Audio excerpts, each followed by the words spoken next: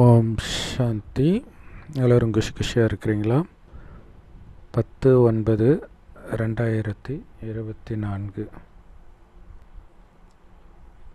பாப்தாதா சொல்கிறாங்க, இனிமையான குழந்தைகளே, மாயாவை கட்டுப்படுத்தும் மகா மந்திரம் என்ன தெரியுமா? மன்மனாபவ. ஸோ எல்லா விசேஷங்களும் இந்த ஒரு மந்திரத்தில் அடங்கி இருக்குது. உங்களை இந்த மந்திரம் பரிசுத்தமாக மாற்றிடும். இந்த மன்மனாபவ மந்திரத்திலே மூழ்கி இருக்கணும், அதாவது பாபாவுடைய நினைவிலே மூழ்கி இருக்கணும். அவங்க அதுக்கு பதிலாக கங்கையிலையோ அல்லது வேறு ஏதோ ஒரு தண்ணியிலையோ மூழ்கிடுறாங்க. அதன் மூலமாகலாம் ஒன்றும் யாரும் தூய்மையாக முடியாது. ஸோ அது மட்டும் இல்லாமல் பாபா நினைவில் மூழ்குவதில் தான் அனைத்து விசேஷங்களும் நிரம்பி இருக்குது என்றார். இல்லை, அனைத்து தெய்வீக குணங்களும் வெளிப்பட ஆரம்பிக்கும் பாபா நினைவில் மூழ்க. கேள்வி: ஆத்மாக்களின் பாதுகாப்பிற்கான நம்பர் 1 வழிமுறை என்ன? எப்படி? பதில்: நினைவு யாத்திரை தான் பாதுகாப்புக்கான நம்பர் 1 யுக்தி. ஏன்னா பாபா நினைவில் இருக்கிறதன் மூலமாக தான் உங்களுடைய நடத்தையே சீர்திருத்தப்படுது. நீங்கள் மாயையை வென்றவராக ஆகுறீங்க. நினைவில்லாமல் உங்கள் நடத்தை மாறாது, மாயாவை உங்களால் வெல்லவும் முடியாது. ஸோ நம்மளுடைய பாதுகாப்பு கவசமே பணிவு, மரியாதை அப்படின்னு பாபா சொல்கிறார். அதாவது நம்முடைய குணம். அந்த குணம் எப்போ மாறும்னா, பாபா நினைவிலே மூழ்கி இருக்கும் பொழுது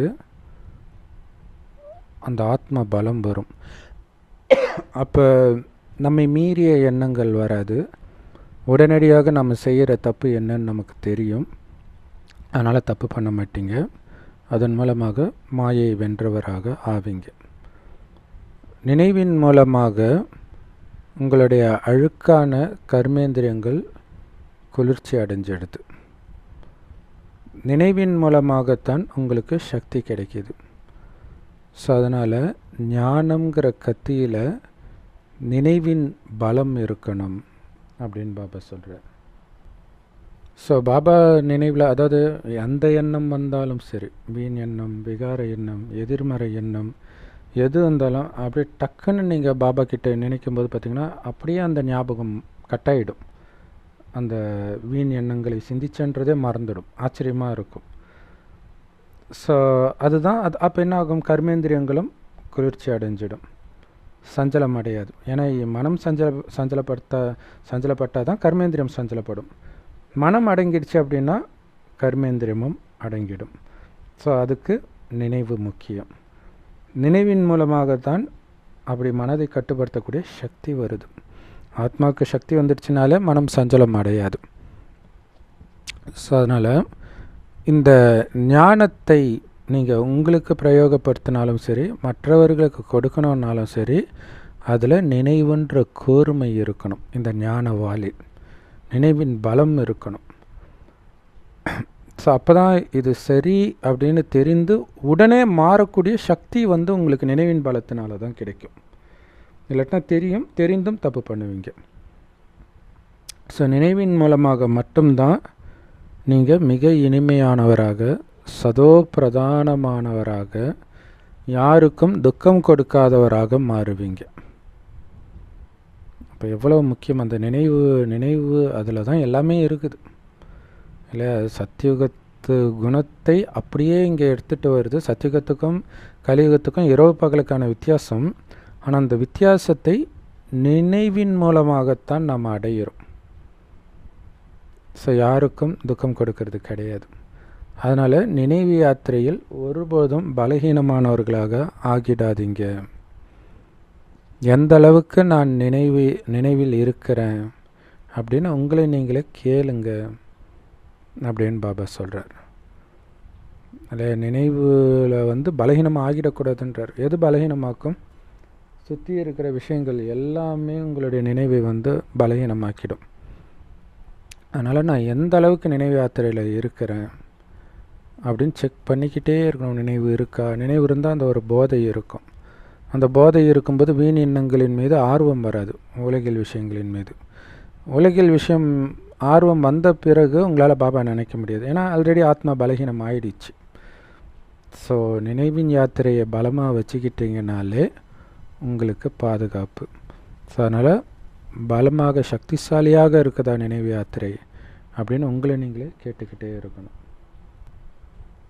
ஓம் சாந்தி.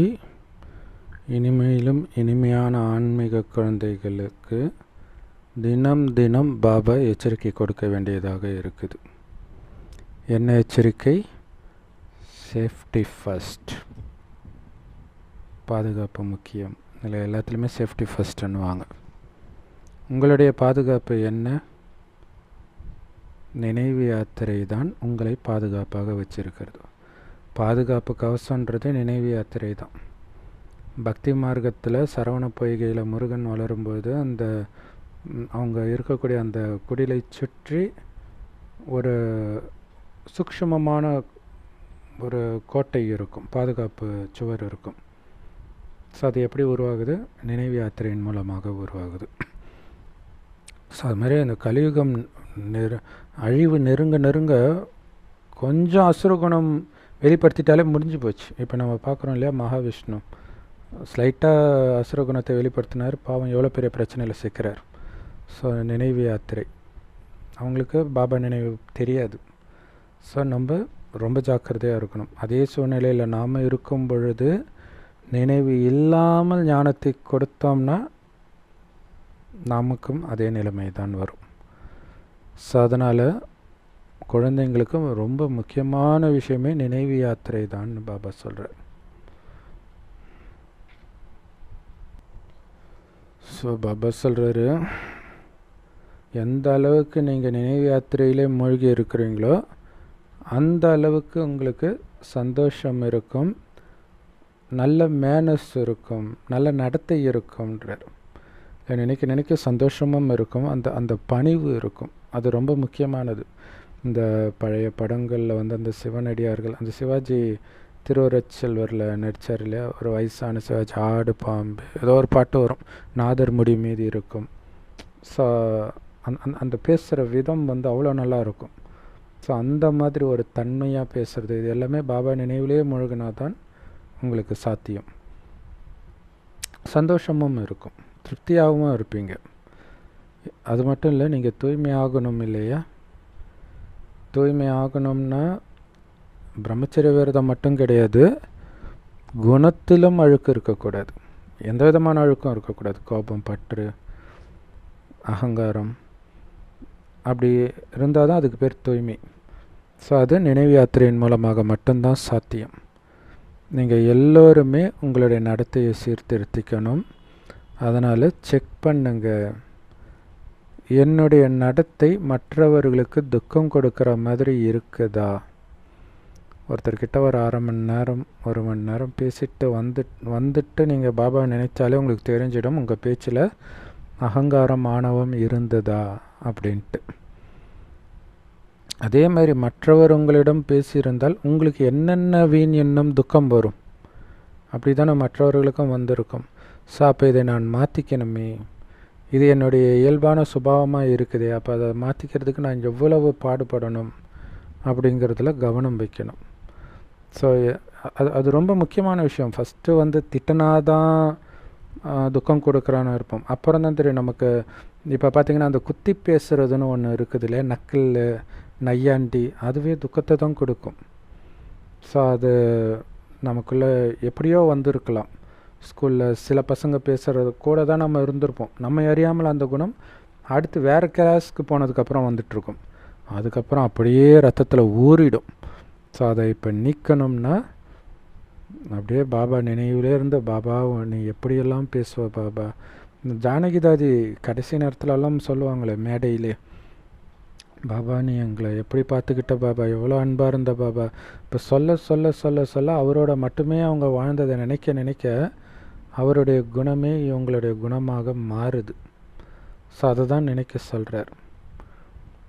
ஸோ யாருக்காவது துக்கம் கொடுக்குற மாதிரி என்னுடைய வார்த்தையோ அல்லது அந்த வார்த்தையின் தொனியோ இருக்குதா, அது ரொம்ப முக்கியம். எந்த விதமான தேக அபிமானமாவது இருக்குதா அப்படிங்கிறத ரொம்ப ஜாக்கிரதையாக செக் பண்ணுங்க. பாபா உட்காந்து குழந்தைங்களுக்கு புரிய வைக்கிறார். குழந்தைங்க தானும் படித்து மற்றவர்களுக்கும் சொல்லிக் கொடுக்குறாங்க. எதுக்கு? இந்த தேக உணர்வை நீக்கிறதுக்காகத்தான். எல்லையற்ற தந்தை உங்களுக்கு சொல்லிக் கொடுக்கிறார். என்ன சொல்கிறார்? என்னை தவிர ஒட்டுமொத்த உலகமும் தேகதாரிகள் தான். கடவுள் மட்டும்தான் நிராகாரர், அனைவருக்கும் தந்தை. குழந்தைங்க கிட்ட சொல்கிறார், நீங்களும் என்னை மாதிரியே நிராகாரர் ஆகணும். அதாவது நிராகாரர்னா என்ன? உடலற்றவர் ஆகணும். அதுக்கு தான் நான் வந்திருக்கிறேன். உங்களை உடலற்றவராக மாற்றுறதுக்கு தான் வந்திருக்கிறேன். ஏன்னா தூய்மை ஆகாமல் உங்களால் பரந்தாமத்துக்கு போக முடியாது. அழுக்கானவர்களை பாபா பரந்தாமத்துக்கு அழைச்சிட்டு போக மாட்டார். அதுக்காகத்தான் பாபா இந்த மகா மந்திரத்தை முதல்ல கொடுக்குறேன். அதெல்லாம் அப்புறம் பார்க்கலாம். போய் முதல்ல குளிச்சுட்டு வான்ற மாதிரி ஆத்மா அழுக்காக இருக்க முதல்ல குழி. 2500 வருடத்தின் அழுக்கு இருக்குது. அது ஃபுல்லாக போகணும்னா அதுக்கான சோப்பு மன்மனாபவ தான். ஏன்னா கொஞ்சம் அழுக்கு இருந்தாலும் நான் அழைச்சிட்டு போக மாட்டேன்றார். பக்தியில் சொல்லுவாங்க, குதிகாலில் கொஞ்சோண்டு அழுக்கு ஒட்டிக்கிட்டு இருந்ததை வச்சு சனி வந்துட்டான். யாருடைய கதை? நலதமயந்தி கதையில் வரும். அது உண்மையின் ஆத்மாவின் அழுக்கு. தூய்மையாகாமல் தூய்மையான உலகத்துக்கு நீங்கள் போக முடியாது. ஸோ இந்த மகாமந்திரம், மன்மனாபவ மகாமந்திரத்தின் மூலமாகத்தான் நீங்கள் மாயையை வெல்ல முடியும். ஸோ இந்த மன்மனாபவ மகாமந்திரம் இல்லாமல் உங்களால் மாயையை கட்டுப்படுத்த முடியாது. மாயினாலே மன எண்ணங்கள் தான் இல்லையா? மனம் பலமாகிடுச்சு, குறிப்பாக புத்தி பலமாகிடுச்சுன்னா மனம் அது இஷ்டத்துக்கு எண்ணத்தை உருவாக்காது. ஸோ அப்போ அதை பலமாக்கக்கூடிய மகாமந்திரம் என்ன? என் ஒருவனின் நினைவில் இரு. ஸோ அது ஒரு அவ்யக்த முரளியில் பாபா சொல்கிறார், எந்த அளவுக்கு ஒருவரின் நினைவில் இருக்கிறீங்களோ அந்த அளவுக்கு ஆத்மா பலம் பெறும். எந்த அளவிற்கு நினைவு நிறைய விஷயங்களை நீங்கள் நினைக்கிறீங்களோ அந்த அளவுக்கு ஆத்மா சோர்ந்து போயிடும்ன்றார், புத்தி சோர்ந்து போயிடும்ன்றார். இப்போ சோர்ந்து போயிடுச்சுனால உங்களால் தெளிவான முடிவை எடுக்க முடியாது, எவ்வளோ பெரிய புத்திசாலியாக இருந்தாலும். ஸோ அதனால தான் இப்போ எல்லாருடைய ஆத்மாவும் சோர்ந்து போயிருக்குது. ஒரு விதத்தில் இந்த முஸ்லீம் மதத்தில் விக்கிரக வழிபாடு கூடாதுன்றதுடைய அர்த்தம் என்னென்னா பல வழிபாடு கூடாதுன்றது தான். அப்போ பட் எனவே அது வழிபாடு பக்தி அது. பட் இங்கே நினைவு அதுதான் முக்கியம், ஒருவரின் நினைவில் இருக்கிறது. அப்படி இருந்தால் தான் மாயை வெல்ல முடியும். உங்களை தூய்மையாக்கக்கூடிய மகாமந்திரமும் இதுதான். அனைத்து விசேஷங்களும் இந்த மந்திரத்தில் தான் ஒளிஞ்சிருக்குதுன்றார். ஒரே மந்திரம், இதில் தான் அத்தனையும் உருவாகுது. இதன் மூலமாக தான் தூய்மை ஆகுறீங்க. மனிதனிலிருந்து தேவதை ஆகணும். நீங்கள் தூய்மையானால் தானே ஆக முடியும். கண்டிப்பாக நீங்கள் தேவதைகளாகத்தான் இருந்தீங்க, அதில் சந்தேகமே வரக்கூடாது. ஸோ அதனால் கண்டிப்பாக நான் தூய்மையாக இருந்தேன். தூய்மை என்னுடைய உண்மையான குணம், சுய தர்மம். அதை எடுத்துகிட்டு வர்றதில் எனக்கு என்ன கஷ்டம்? அதனால் பாபா சொல்கிறாரு, நீங்கள் பாதுகாப்பாக இருக்க விரும்புகிறீங்கன்னா, வலிமையான மகா வீரர்களாக இருக்க விரும்புகிறீங்கன்னா இந்த முயற்சி பண்ணுங்க. இந்த முயற்சி நிரந்தரமாக ஒரு பாபா நினைவில் இருக்குது. இன்றைக்கி முரளியே பயங்கரமாக இருக்குது பாருங்க. பாபாவை நினை அப்படிங்கிறது வராத முரளியே இருக்காது. பட் அது சில நாளில் பார்த்திங்கன்னா அது சொல்கிற விதமே வித்தியாசமாக இருக்கும். அப்படித்தான் இன்றைக்கி இருக்குது சம முரளி. ஸோ அந்த ஆஞ்சநேயர், பீமன் இவங்களாம் ரொம்ப பலசாலியாக காட்டுவாங்க இல்லையா? அது உண்மையில் ஆத்ம பலத்தை குறிக்குது. எப்படி அடைந்தார்கள்? ஒரு பாபாவின் நினைவில் மட்டும் மூழ்கி இருந்ததுனால. பாபா தொடர்ந்து இந்த பாடங்களை கொடுத்துக்கிட்டே இருக்கிறார். அதே நேரத்தில் அவருக்கு தெரியும் இது எல்லாமே நாடகம்ட்டு. இருந்தாலும் நாடகம் மாறினா மாறிக்கிறாங்கன்னு அவர் இருக்கிறாரா? ஏன்னா நிறைய பேர் அப்படி இருக்கிறாங்கல்ல, நாடகத்தில் இருந்தால் நான் வரேன், பாபாவும் அப்படி நினச்சிட்டு போயிட்டா. ஸோ அதனால் ரொம்ப ஜாக்கிரதையாக இருக்கணும். முயற்சி இல்லாமல் எதுவும் நடக்காது. எல்லாமே நாடகத்தின்படி நடக்குது. பாபா எதிர்காலத்திலும் உங்களுக்கு தொடர்ந்து இதை புரிய வைத்து கொண்டே இருப்பார். நீங்கள் நினைவு யாத்திரையில் மட்டும் ஒரு பொழுதும் பலகீனம் ஆகிடக்கூடாது. செக் பண்ணிக்கிட்டே இருக்கணும். அது ரொம்ப முக்கியம் இல்லையா? வாட்டர் பைப்பு லீக்கேஜ் இருக்கான்னு செக் பண்ணுவாங்க, கரண்ட்டு ஒயர் லீக்கேஜ் இருக்கான்னு செக் பண்ணுவாங்க.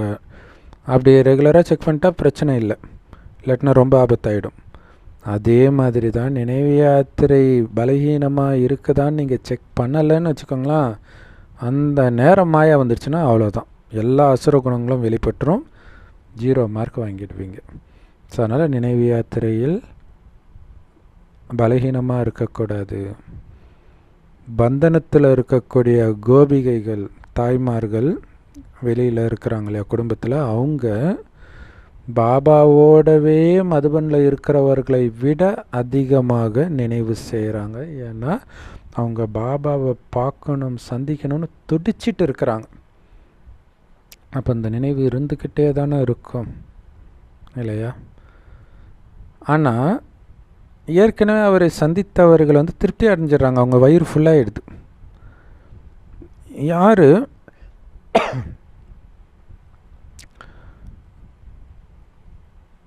அதிகமாக நினைவில் மூழ்கி இருக்கிறாங்களோ அவங்க தான் உயர்ந்த பதவி அடைய முடியும். அதனால தான் வெளியில் உள்ள தாய்மார்கள் பாபா கூடவே இருக்கிறவங்கள விட உயர்ந்த பதவி அடைவாங்க அப்படின்னு பாபா சொல்கிறார். ஸோ இப்போ கூட ஒருத்தவங்க சொன்னாங்க, ஒரு பிரதர் சொல்லுவாராம், நீங்கள் வெளியில் இருக்கிறவங்க என்ன தான் தலைகீழ நின்னாலும் வேணால் பணக்கார பிரஜையாக வேணால் வருவீங்க, சரண்டர் ஆனவங்க மட்டும்தான் மகாராஜாவாக முடியும் அப்படின்ட்டு. அங்கே நினைவை வைத்து தான் பதவி. ஸோ அது யாரோ பட்டியில் சொல்லியிருப்பாங்க போல இருக்குது, இவங்களுக்கு ஊக்கம் கொடுக்கறதுக்கு. ஏன்னா சென்டரில் இருக்கும்போது நிறைய டெஸ்ட் பேப்பர் வரும், விட்டுட்டு போயிடுவோம் போது ராஜ பதவி போயிடும்னு சொன்னது இவங்க மனதில் ஆழமாக பதிவாயிடுச்சு. அந்த பொய்யை இவங்க நம்பி முயற்சி பண்ணால் பரவாயில்ல, அந்த பொய்யை மற்றவர்கள்கிட்ட சொல்லி அவங்களுடைய நம்பிக்கையை உடைக்கிறாங்க. அதுக்கு தான் கேட்குறோம், பாபா எந்த முரளியில் சொன்னார், முரளி படிக்கிற பழக்கம்லாம் இருக்குதா உங்களுக்கு, அல்லது மற்றவங்க சொல்கிறது தான் பாபா சொல்கிறதாவே நினச்சிட்டு இருக்கிறீங்களா அப்படின்ட்டு. ஸோ இவங்க திருப்தி ஆகிடுறாங்க, அதான் பாபா பார்த்தாச்சு, அப்புறம் என்னத்தை நினச்சிட்டு இருந்துட்டு. இப்போ பார்க்காதவங்களுக்கு ஐயோ பார்க்கலையேன்றது அந்த நினைவு இருந்துக்கிட்டே இருக்குது. அதன் மூலமாக உயர்ந்த பதவி அடைவாங்க அப்படின்னு பாபா சொல்கிறார். ஸோ அதில் பாபா முக்கியமான விஷயத்த சொல்கிறார் பாருங்களா. யார் பெரிய பெரிய சென்டரை பார்த்துக்கக்கூடிய முக்கியமான மகாரதியாக இருக்கிறாங்களோ அவங்கள நினைவு யாத்திரையில் பலகீனமாக இருக்கிறாங்க. சாரி, அவங்கள மகாரதின்னு சொல்லக்கூடாது, முக்கியமான பதவியில் இருக்கிறவங்களும் நினைவு யாத்திரையில் பலகீனமாக இருக்கிறாங்க அப்படின்னு பாபா சொல்கிறார். இந்த சேவை அதில் கவனம், மற்றவர்கள் ஒரு 2-3 பேர் சேர்ந்தாலே வீண் விஷயம் வந்துடும். ஸோ அத்தனை பேர் சேரும்போது நிறைய விஷயங்கள் வந்துக்கிட்டே இருக்கும் இல்லையா? ஸோ அப்போ என்ன ஆகும், நினைவு பண்ணணுன்றதே ஞாபகம் இருக்காது. ஸோ அதனால் அவங்க பலகீனமாக இருக்கிறாங்கன்றார் பாபா.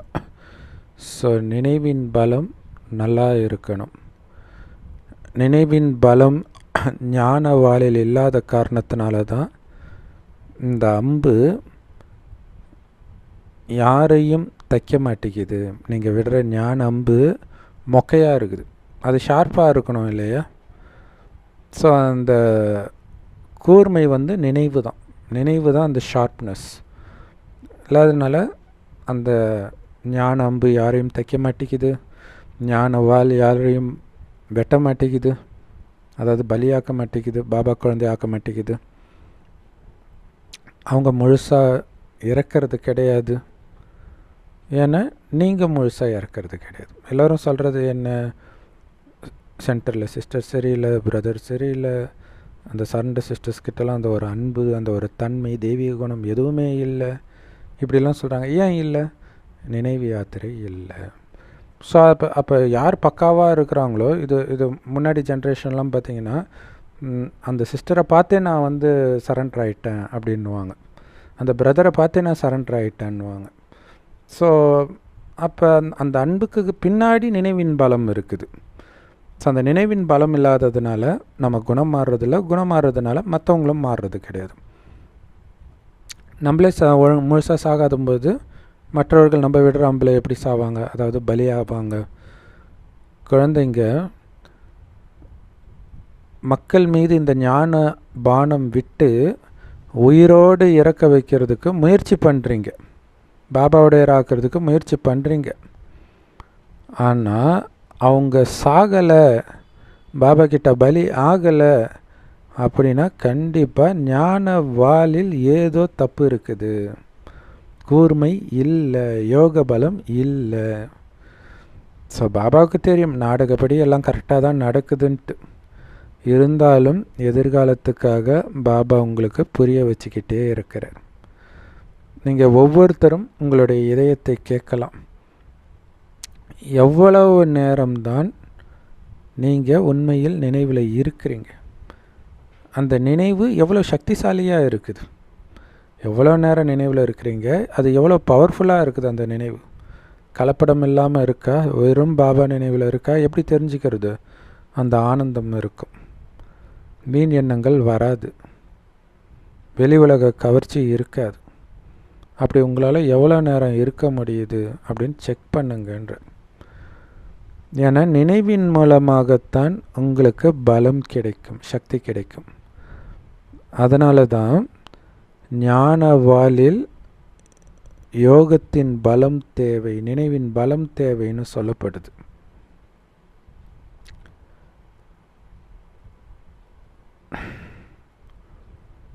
இந்த ஞானம்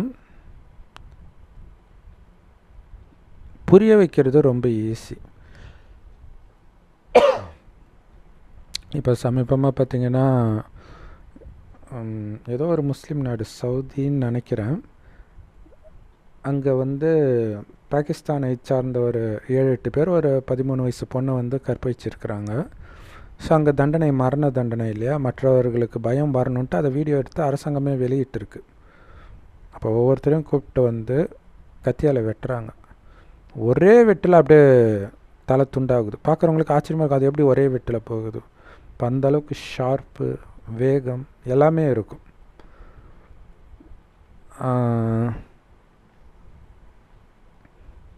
ஸோ அந்த மாதிரி நம்ம ஞானவாலும் இருக்கணுன்றார். ஒரே வெட்டில் 2 துண்டாக போயிடணும்னு சொல்லுவாங்க இல்லையா, அது பாபாவுமே அந்த வேர்டு சொல்லுவார். அப்படி நீங்கள் விடுற முதல் அம்பே அங்கே பிரபாவத்தை ஏற்படுத்தணுன்றார். மற்றபடி ஞானத்தை புரிய வைக்கிறது ஈஸி. ஒரு தடவை புரிய வச்சிட்டிங்கன்னா திரும்ப திரும்ப அதே தான் வரப்போகுது. அது நீங்கள் அந்த ஞானத்தின் சிந்தனை இல்லாமலே கூட சொல்ல முடியும். எப்படி நான் வண்டி ஓட்டுறன்ற சிந்தனை இல்லாமலே வண்டி ஓட்ட முடியும் கொஞ்ச நேரத்துக்கு பிறகு, அந்த மாதிரி. அதனால் உங்களுடைய கவனத்தை பாபா நினைவில் இருக்கிறதுக்கும் என் சகோதர ஆத்மாவுக்கு சொல்லி கொடுத்துட்ருக்கிறேன், அந்த ஆத்மாவை எழுப்பிட்டு இருக்கிறேன், அந்த ஆத்மா இப்போ தூங்கிட்டு இருக்குது அப்படின்னு அந்த கருணை உணர்வில் இருக்கக்கூடிய எண்ணங்களை உருவாக்கிறதுல அதிக கவனம் செலுத்துங்க. அதுதான் அங்கே நீங்கள் பண்ண வேண்டியது.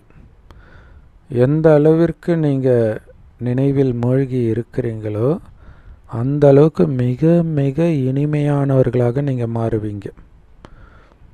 ஏன்னா நீங்கள் சதோ பிரதானமாக இருக்கும்பொழுது குழந்தைகளே எந்த அளவுக்கு இனிமையாக இருந்தீங்க தெரியுமா? அந்த மாதிரி இப்போ மீண்டும் சதோ பிரதானமாக இனிமையானவர்களாக மாறணும். ஸோ உங்களுடைய அந்த உங்களுக்கு தெரியும்ல, இதுக்கு முன்னாடி நம்ம எப்படி இருந்தோம், அதிலிருந்து எந்த அளவுக்கு இனிமை ஆகிட்டு இருக்கிறோம். அதை வைத்து நம்ம இன்னும் சதோப்பிரதானம் ஆகிறதுலேருந்து எவ்வளோ தூரத்தில் இருக்கிறோம் அப்படிங்கிறத புரிஞ்சிக்க முடியும். நீங்கள் ஒவ்வொருத்தர்கிட்ட பேசும்போதும் உங்களுக்கு கொடுக்கப்படுற வாய்ப்பு அது. இனிமையாக பேசுகிறீங்களா, அல்லது அகங்காரம் வந்து விழுதா, நக்கல் நையாண்டி வருதா, இதெல்லாம் கவனிக்கணும். அந்த ராமாயணத்தில் அவ்வளோ பணிவு இருக்கும், ரொம்ப சூப்பராக இருக்கும். ஸோ அந்த மாதிரி இருக்குதான்னு செக் பண்ணணும். உங்களுடைய சுபாவமே ரொம்ப ரொம்ப இனிமையாக இருக்கணும். இனிமையாக இல்லை, ரொம்ப ரொம்ப இனிமையாக இருக்கணுன்றார். என்ன ஆனாலும் உங்களுக்கு கோபமே கொஞ்சம் கூட வரக்கூடாது, அப்செட்டே ஆகக்கூடாது. உங்களை சுற்றி இருக்கக்கூடிய வாயு மண்டலமே மற்றவர்களை கோபப்படுத்தக்கூடிய மாதிரி இருக்கக்கூடாது. கோபம், குழப்பம் இது இருக்கக்கூடாது. அப்படியே வந்துட்டாலே கோயிலுக்குள்ளே வந்த மாதிரி அப்படி ஒரு அமைதியை அவங்க ஃபீல் பண்ணணும். அதுக்கு முயற்சி பண்ணுங்க. ஏன்னா ஈஸ்வரிய கல்லூரியை ஸ்தாபனை பண்ணுற சேவை சாதாரண சேவை கிடையாது, மிக உயர்ந்த சேவை. அப்போ அந்த சேவையில் நீங்கள் இருக்கிறீங்கன்னா நீங்கள் எவ்வளோ உயர்ந்தவராக உங்களை மாற்றிக்கணும். உங்களுடைய வாயு மண்டலத்தையே நீங்கள் மாற்றணும். உங்கள் எண்ணத்தை பொறுத்து தான் உங்களை சுற்றி இருக்கக்கூடிய வாயு மண்டலம் இருக்கும். பாரதத்தில் நிறைய பல்கலைக்கழகங்கள் நினைவு செய்யப்படுது, ஃபேமஸானது. ஆனால் உண்மையிலே பல்கலைக்கழகம், யூனிவர்சிட்டி அப்படின்ட்டு அந்த பல்கலைக்கழகங்களுக்கு சொல்ல முடியாது. ஏன்னா யூனிவர்சிட்டிக்கே சொந்தமான, யூனிவர்சில் உள்ள அனைவருக்கும் ஞானத்தை கொடுக்குற ஒரே இடம் ஒரே ஒரு ஈஸ்வரிய பல்கலைக்கழகம், பிரம்மகுமாரி ராஜயோக தியான நிலையங்கள் தான். ஏன்னா இங்கே கொடுக்குற ஞானம் குழந்தையிலிருந்து தாத்தா பாட்டி வரைக்கும் தேவை. எல்லோரும் வந்து படிக்கிறாங்க. எல்லோருக்கும் முக்தியையும் ஜீவன் முக்தியையும் பாபா கொடுக்கிறார் ஞானத்தின் மூலமாக. ஸோ ஒட்டுமொத்த உலகத்தின் மனிதர்களும் இறக்க போகிறாங்கன்னு பாபாவுக்கு தெரியும். நீங்கள் பாபாவை நீங்கள் தான் இன்வைட் பண்ணீங்க. இந்த அழுக்கான உலகத்தை அழிச்சிடுங்க, புது உலகத்தை ஸ்தாபனை பண்ணுங்க, இந்த உலகம் ரொம்ப மோசமாக இருக்குது அப்படின்னு நீங்கள் தான் கூப்பிட்டீங்க. இப்போவும் சொல்லுவாங்க இல்லையா, அழிஞ்ச தேவலாம், உலகம் எவ்வளவு மோசமாக இருக்குது அப்படின்ட்டு. ஸோ பாபா உண்மையிலே வந்துட்டார் அப்படிங்கிறத நம்ம புரிஞ்சுக்கிறோம். இப்போ மாயையின் பகட்டு ரொம்ப அதிகமாக இருக்குது.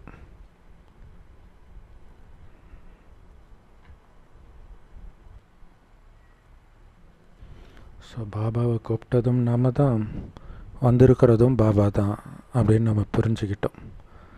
ஆனால் மாயையின் பகட்டு பயங்கரமாக இருக்குது. அது முன்னாடி கடவுள் வந்திருக்கிறாருன்னு சொன்னால் யாரும் நம்ப மாட்டுறாங்க. பக்தி மார்க்கத்தில் என்னென்ன வித்தையெல்லாம் காட்டுறாங்க.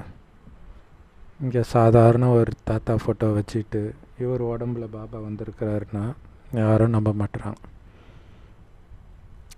ஸோ பாம்பே இன் வீச்சி அப்படின்னு ஒரு நாடகம் காட்டியிருக்கிறாங்க. நிறைய பெரிய பெரிய பில்டிங்கெல்லாம் இப்போ கட்டுறாங்க. அதுவும் பகட்டு தான். தங்க யுகத்தில் பெரிய பெரிய பில்டிங்லாம் கட்ட மாட்டாங்க. இந்த மாதிரி நீங்கள் பாம்பே போனீங்கன்னு தெரியும், 100-200 மாடி இருக்கும். அப்படியே வத்திப்பட்டி அப்படியே அடுக்கி வச்சா எப்படி இருக்கும்? அதுவும் இப்படி நேராக நிமித்தின வத்திப்பட்டி, படுக்க வச்சு கிடையாது, நேராக நிமித்தினா எப்படி இருக்கும்? அப்படி காத்தடிச்சால விழற மாதிரி இருக்காது, அப்படி இருக்கும். மும்பையில் ஆச்சரியமாக இருக்கும். அந்த மாதிரிலாம் தங்க யுகத்தில் கட்ட மாட்டாங்க. இங்கே தான் அப்படி கட்டுறாங்க. ஏன்னா இங்கே நிலத்துக்கு பற்றாக்குறை, ரொம்ப கம்மியான நிலம் இருக்குது.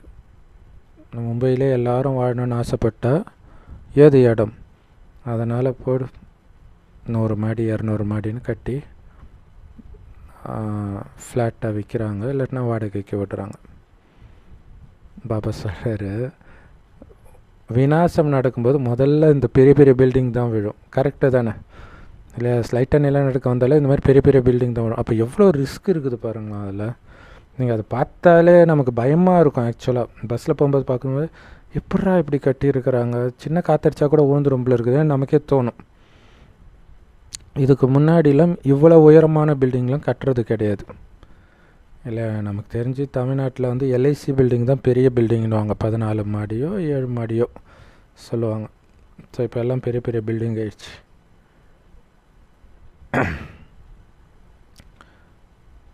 ஸோ எப்போ பாம்பு போடுறாங்களோ அப்போ பில்டிங்கெல்லாம் ஒரு கார்டு, அந்த சீட்டுக்கட்டில் வீடெல்லாம் கட்டுவாங்க இல்லையா, பெருசு பெருசாக கட்டுவாங்க. அப்படி விழுற மாதிரி படப்படன்னு விழுந்துடுன்றாங்க.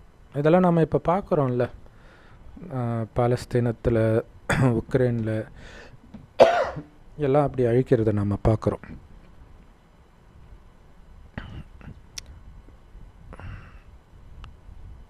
அதுக்கு அர்த்தம் அந்த பில்டிங்கில் இருக்கிறவங்க மட்டும் இறப்பாங்க, மற்றவங்கெல்லாம் உயிரோடு இருப்பாங்கன்னு அர்த்தம் கிடையாது. எங்கே இருந்தாலும், சூப்பராக சொல்கிறாரு பாருங்க, எங்கே இருந்தாலும், கடலில் ஷிப்பில் போயிட்டு இருந்தாலும் சரி, பூமியில் இருந்தாலும் சரி, வானத்தில் பறந்துட்டு இருந்தாலும் சரி, மலை மேலே உச்சியில் இருந்தாலும் சரி, ஆகாயத்தில் பறந்துட்டு இருந்தாலும் எல்லோரும் அழிக்கப்படுவார்கள். இது பழைய உலகம் இல்லை. வெளிநாட்டில் வந்து கடலுக்கு அடியில் ஒரு சேஃப்டியான இடத்த தேடிட்டு இருக்கிறாங்களாம், மேலே பாம்பு போட்டுட்டு உள்ளே போயிடலான்ட்டு. ஸோ அப்போ அத்தனை பேரும் அழிக்கப்படுவாங்கன்னா என்ன நடக்கும்ன்றது நம்ம கற்பனைக்கே எட்டாமல் இருக்குது பாருங்கள். ஸோ 84 லட்சம் உயிரினங்களும் முடிஞ்சிடும். பிறகு புது உலகத்தில் இது எதுவுமே இருக்காது. இத்தனை மனிதர்கள் இருக்க மாட்டாங்க. அப்புறம் விஷ ஜந்துக்கள், மனிதனுக்கு துக்கம் கொடுக்கக்கூடிய கொசு போன்ற பூச்சிகளும் இருக்காது. இங்கே அது நிறைய இருக்குது இல்லை. ஒரு சில இடங்கள்லாம் குளவி, அந்த குளவி கடித்து செத்தே போயிடுவாங்க, அதுக்கு ஏதோ ஒரு பேர் கூட சொல்லுவாங்க. ஸோ இந்த மாதிரி நிறைய இருக்குது இங்கே. குழந்தைகளாகிய நீங்கள் இப்போ தேவதைகளாகிறீங்க.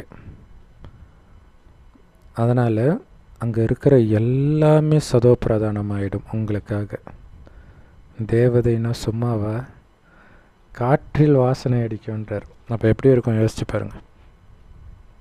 இங்கே கூட நீங்கள் பணக்காரங்க வீட்டுக்கெல்லாம் போய் பாருங்களாம், அவ்வளவு சுத்தமாக இருக்கும். அப்படி இருக்கும்போது உலகத்திலே உங்களை மாதிரி பணக்காரர் கிடையாது. அவ்வளோ உயர்ந்த தேவதை ஆகிறீங்கன்னா எப்படி இருக்கும் உங்களுடைய பில்டிங்லாம் யோசிச்சு பாருங்கள் இல்லை. இப்போ சில சமயம் சில படங்களில் அனிமேஷன்லலாம் கூட காட்டுறாங்க. மகாபாரதம், ராமாயணம் இப்போ சமயமாக எடுக்கிறதெல்லாம் பார்த்திங்கன்னா அந்த மாளிகை அவ்வளோ சூப்பராக இருக்கும். இப்போ ஒரிஜினல் சொர்க்கம் எப்படி இருக்கும் யோசிச்சு பாருங்கள். மிக உயர்ந்த தேவதை ஆகுறீங்க, ஆனாலும் இப்போ உங்களை விஐபி இல்லை, ஐபின்னு கூட சொல்ல முடியாது, இம்பார்ட்டன்ட் பீப்புள்னு கூட சொல்ல முடியாது உங்களை. ஆனால் நீங்கள் தான் மிக உயர்ந்த தேவதை ஆகிட்டு இருக்கிறீங்க. சாதாரணமாக இருக்கிற நீங்கள் தான் எல்லாம் கோயில் கட்டி வழிபடக்கூடிய தேவதை ஆகுறீங்க. இது எவ்வளோ பெரிய ஆச்சரியம், எவ்வளோ பெரிய போதை இருக்கணும். இது ஒன்றும் புதுசு கிடையாது. வருஷக்கிரமமாக 5000 வருடத்திற்கு முன்பே ஆகியிருந்தீங்க. அங்கே இங்கே இருக்கிற மாதிரிலாம் குப்பைகள் இருக்காது. குழந்தைங்க, நாம் மிக உயர்ந்த தேவதைகள் ஆகிட்டு இருக்கிறோன்னு அளவற்ற சந்தோஷம் இருக்கணும் குழந்தைங்களுக்கு. அந்த போதை, நான் நாராயணன் ஆகிட்டு இருக்கிறேன்ற அந்த போதை இருக்கணும். ஸோ அந்த போதை, நான் நாராயணன் ஆகிட்டு இருக்கிறேன், அதை நோக்கி போயிட்டு இருக்கிறன்றதே உங்களுக்குள்ளே இருந்த அந்த தெய்வீக குணத்தையே வெளிப்படுத்தும். ஒரே ஒரு தந்தை தான் நமக்கு இப்படிப்பட்ட உயர்ந்த ஞானத்தை கொடுத்து மிக உயர்ந்தவர்களாக மாத்திர. படிப்பில் மனிதர்களுக்கு எப்போவுமே வரிசைக்கிரமமாக தான் ரேங்க் எடுப்பாங்க. சிலர் கம்மியாக படிப்பாங்க, சிலர் அதிகமாக படிப்பாங்க. அதற்கேற்ப தான் மார்க் கிடைக்கும். குழந்தைகளாகிய நீங்களும் அந்த மாதிரி வரிசைக்கிரமமாக முயற்சி பண்ணுறீங்க. பெரிய பெரிய சென்டர் எல்லாம் திறக்கிறீங்க. ஸோ பெருசு பெருசாக அப்படி பந்தாவாக திறக்கும்போது ஒரு விஐபியை கூப்பிட்டு திறக்கணும், ரொம்ப முக்கியம். அப்போ ஃபேமஸானவங்களுக்கும் இதை பற்றி தெரிய வரும். ஸோ அப்போ அந்த ஏரியாவில் இருக்கக்கூடிய மினிஸ்டர், இப்போ எல்லாம் நடிகர்கள் இப்படி ஆயிடுச்சு இல்லையா, அவங்கள கூட கூப்பிடலாம். ஏன்னா அவங்க காசு கேட்பாங்க, அது ஒன்று இருக்குது. இந்த விஐபிக்கள் காசு கேட்க மாட்டாங்க, ஆனால் அவங்க கேட்பாங்க. ஆனால் இறைவனுடைய ஞானம் இதுக்காக வாங்கன்னா மேபி ஃப்ரீயாக கூட வரலாம். நடிகர்கள், யூடியூபரில் ஃபேமஸானவங்களாம் இருக்கிறாங்கல்ல, மதன் கௌரி, இது மாதிரி நிறையா. அவங்களுக்கு தான் நடிகர்களை விட இப்போ அதிக கூட்டம் இருக்கும் போல இருக்குது. ஸோ அவங்களுக்கும் இந்த ஞானத்தை கொடுத்துட்டு, ஆனால் கொஞ்சம் மெனக்கிடணும், டைம் கொடுக்க மாட்டாங்க, பந்தா விடுவாங்க. ஸோ தேக அகங்காரத்தெல்லாம் ஒதுக்கி வச்சுட்டு அவங்க காலில் கூட விடுறதுக்கு தயாராக இருக்கணும். ஆனால் நிறைய பேருக்கு ஞானம் போகும். அவங்க சேனலில் போடும்போது எவ்வளவு ரீச் ஆகும் யோசிச்சுமா. மதன் கௌரி பிரம்மகுமாரி சென்டரை பற்றி பேசினா அவ்வளோதான், தமிழ்நாடுக்கு ஃபுல்லாக பிரம்மகுமாரி தெரிஞ்சு போச்சுன்னு புரிஞ்சுக்கலாம். எவ்வளோ ஈஸி பாருங்கள். அதுக்கு அவன் காசு கேட்டால் கூட கொடுத்து கூட பண்ணலாம். ஏன்னா ஒரு தடவையும் லட்சக்கணக்கான ரூபாய் செலவு பண்ணி தான் ஒரு ஜோதிலிங்க தரிசனம் இதெல்லாம் வைக்கிறது. ஸோ அப்போ இப்படி பண்ணிடலாமே அழகாக. இதை மட்டும் தயவுசெய்து போடுங்கன்னா போடலாம். ஏன் யாருமே பண்ண மாட்டுறாங்க தெரியல. ஸோ அது மாதிரி ஃபேமஸான யூடியூபர்ஸ் எல்லாருக்கும், மற்ற யாருக்கிட்டேயும் நீங்கள் போக தேவை, டிவியில் கொடுக்க தேவையில்ல, எதுவும் கொடுக்க தேவையில்ல. ஏன்னா எல்லாம் இங்கே தான் விழுந்து கிடக்குறாங்க. டிவியில் விளம்பரம் கொடுக்கறது கம்பேர் பண்ணும்போது இங்கெல்லாம் ரொம்ப சீப்பாக இருக்கும். அது மாயம் ஸ்டுடியோஸு. ஸோ அதனால் யாருமே கண்டுக்காத ஒரு விஐபி எடுத்துகிட்டு வர்றதுனால பிரயோஜனம் கிடையாது. முனிசிபல் ஆஃபீஸரு இந்த மாதிரி இவங்க என்ன நினச்சிக்க, நமக்கு ஏதாவது ஒரு பிரச்சனைனா அவங்க மூலமாக நமக்கு காரியமாகும்ன்ட்டு இப்படிப்பட்டவர்களைத்தான் பெரும்பாலும் அழைச்சிட்டு வராங்க எனக்கு தெரிஞ்சு. ஏன் நடிகர்கள் எல்லாம் அழைக்கிறதில்ல? யாரை கூப்பிட்டால் கூட்டம் அதிகமாக சேருமோ அவங்கள கூப்பிடணும். அதை பண்ண மாட்டுறாங்க யாருமே. ஸோ பாரதத்தின் மிக பழமையான ராஜயோகம் அப்படின்னு சொல்லப்படுது. மனிதர்கள் வெளிநாட்டில் இருக்கிறவங்களுக்கு கூட இந்த ராஜயோகத்தை கற்றுக்கிறதுல ரொம்ப ஆர்வம் இருக்குது. ஆனால் இப்போ பாரதவாசிகளுக்குத்தான் தமோ பிரதான புத்தி, எதன் மீதும் ஆர்வம் கிடையாது, கடவுளே கிடையாது. போயா இப்போ பாருங்கள், ஸ்கூலில் ஆன்மீகத்தை எதுக்கு பேசுகிறீங்க அப்படின்னு சொல்கிறாங்க. அந்த மாதிரி பாரதவாசிகள் புத்தி மந்த புத்தி ஆயிடுச்சு, தமோ பிரதானம் ஆயிடுச்சு. மற்றவர்களுக்கெல்லாம் தமோ தான், ஆனால் பாரதவாசிகள் தான் தமோ பிரதானம், ரொம்ப கீழான நிலை. ஸோ அதனால தான் மற்றவர்கள் பாரதத்தின் பழைய ராஜயோகத்தை கற்றுக்கிறதுக்கு ஆர்வம் கொண்டவர்களாக இருக்கிறாங்க. பாரதத்தின் மிக பழமையான ராஜயோகம் ரொம்ப ஃபேமஸாக இருக்குது. ஏன்னா அந்த ராஜயோகத்தின் மூலமாக தான் பாரதம் சொர்க்கமாக ஆச்சு. ஸோ அப்படி பாரதத்திலிருந்து வெளிநாட்டிலிருந்து வரவங்க கூட ரொம்ப கம்மியானவர்கள் தான் ஃபுல்லாக புரிஞ்சுக்கிறாங்க.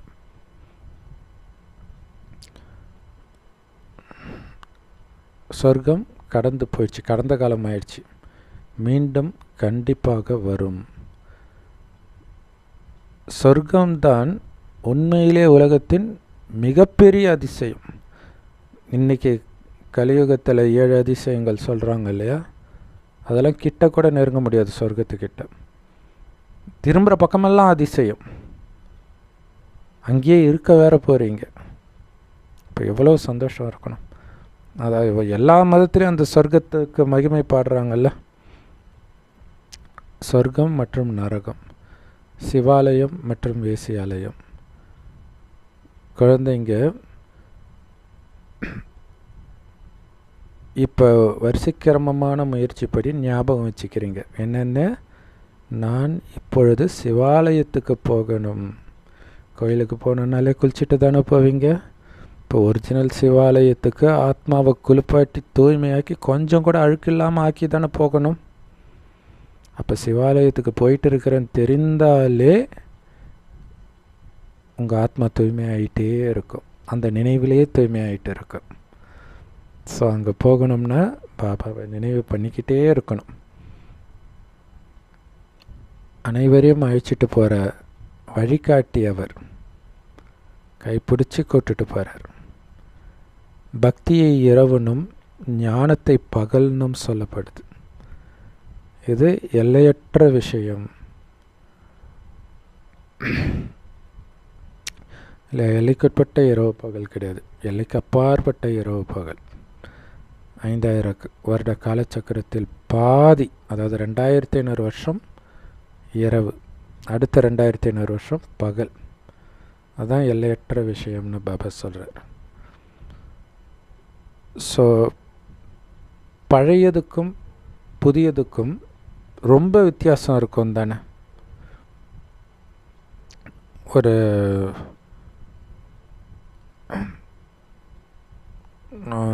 காரு ஃபஸ்ட் ஹேண்டில் வாங்கிறதுக்கும் செகண்ட் ஹேண்டில் வாங்கிறதுக்கும், அல்லது மொபைல் ஃபோனு எதை வேணாலும் எடுத்துக்கோங்களாம், வித்தியாசம் இருக்கும் இல்லையா.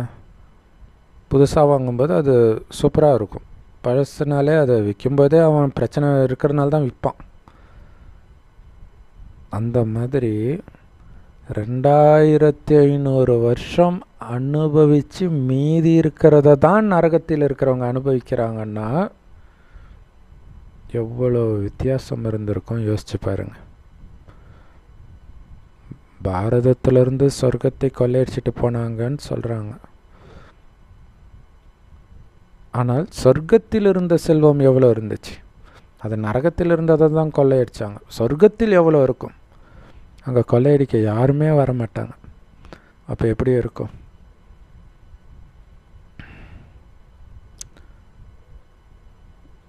சில குழந்தைகளுக்கு இந்த உயர்ந்த படிப்பை பெரிய பெரிய பில்டிங்கில் சொல்லிக் கொடுக்கணும், அதாவது பெரிய பெரிய சென்டர் கட்டி சொல்லிக் கொடுக்கணும். அப்போ தான் ரொம்ப ரொம்ப ஃபேமஸானவங்க பணக்காரங்களும் வருவாங்க அப்படின்னு ஆசைப்படுறாங்க. ஸோ பாபா சொல்கிறாரு, ஒவ்வொருத்தருக்கும் தனித்தனியாக நீங்கள் புரிய வைக்கணும். ஏன்னா குரூப்பாக வராங்க, சரி நமக்கு வேலை மிச்சம் அப்படின்னு நீங்கள் மொத்தமாக புரிய வைக்கும் பொழுது ஒரு 5 பேர் 6 பேராக வராங்கன்னு வச்சுக்கோங்களேன். அதில் ஒருத்தர் சரியில்லைன்னா கூட எல்லோரையும் கெடுத்துடுவாங்க. இந்த மாதிரியும் நடக்கும். அதனால தான் தனித்தனியாக புரிய வைங்கன்னு பாபா சொல்கிறார். படிக்கிறதுக்கு கூட தனிமையான இடங்கள் இருக்குது இல்லையா.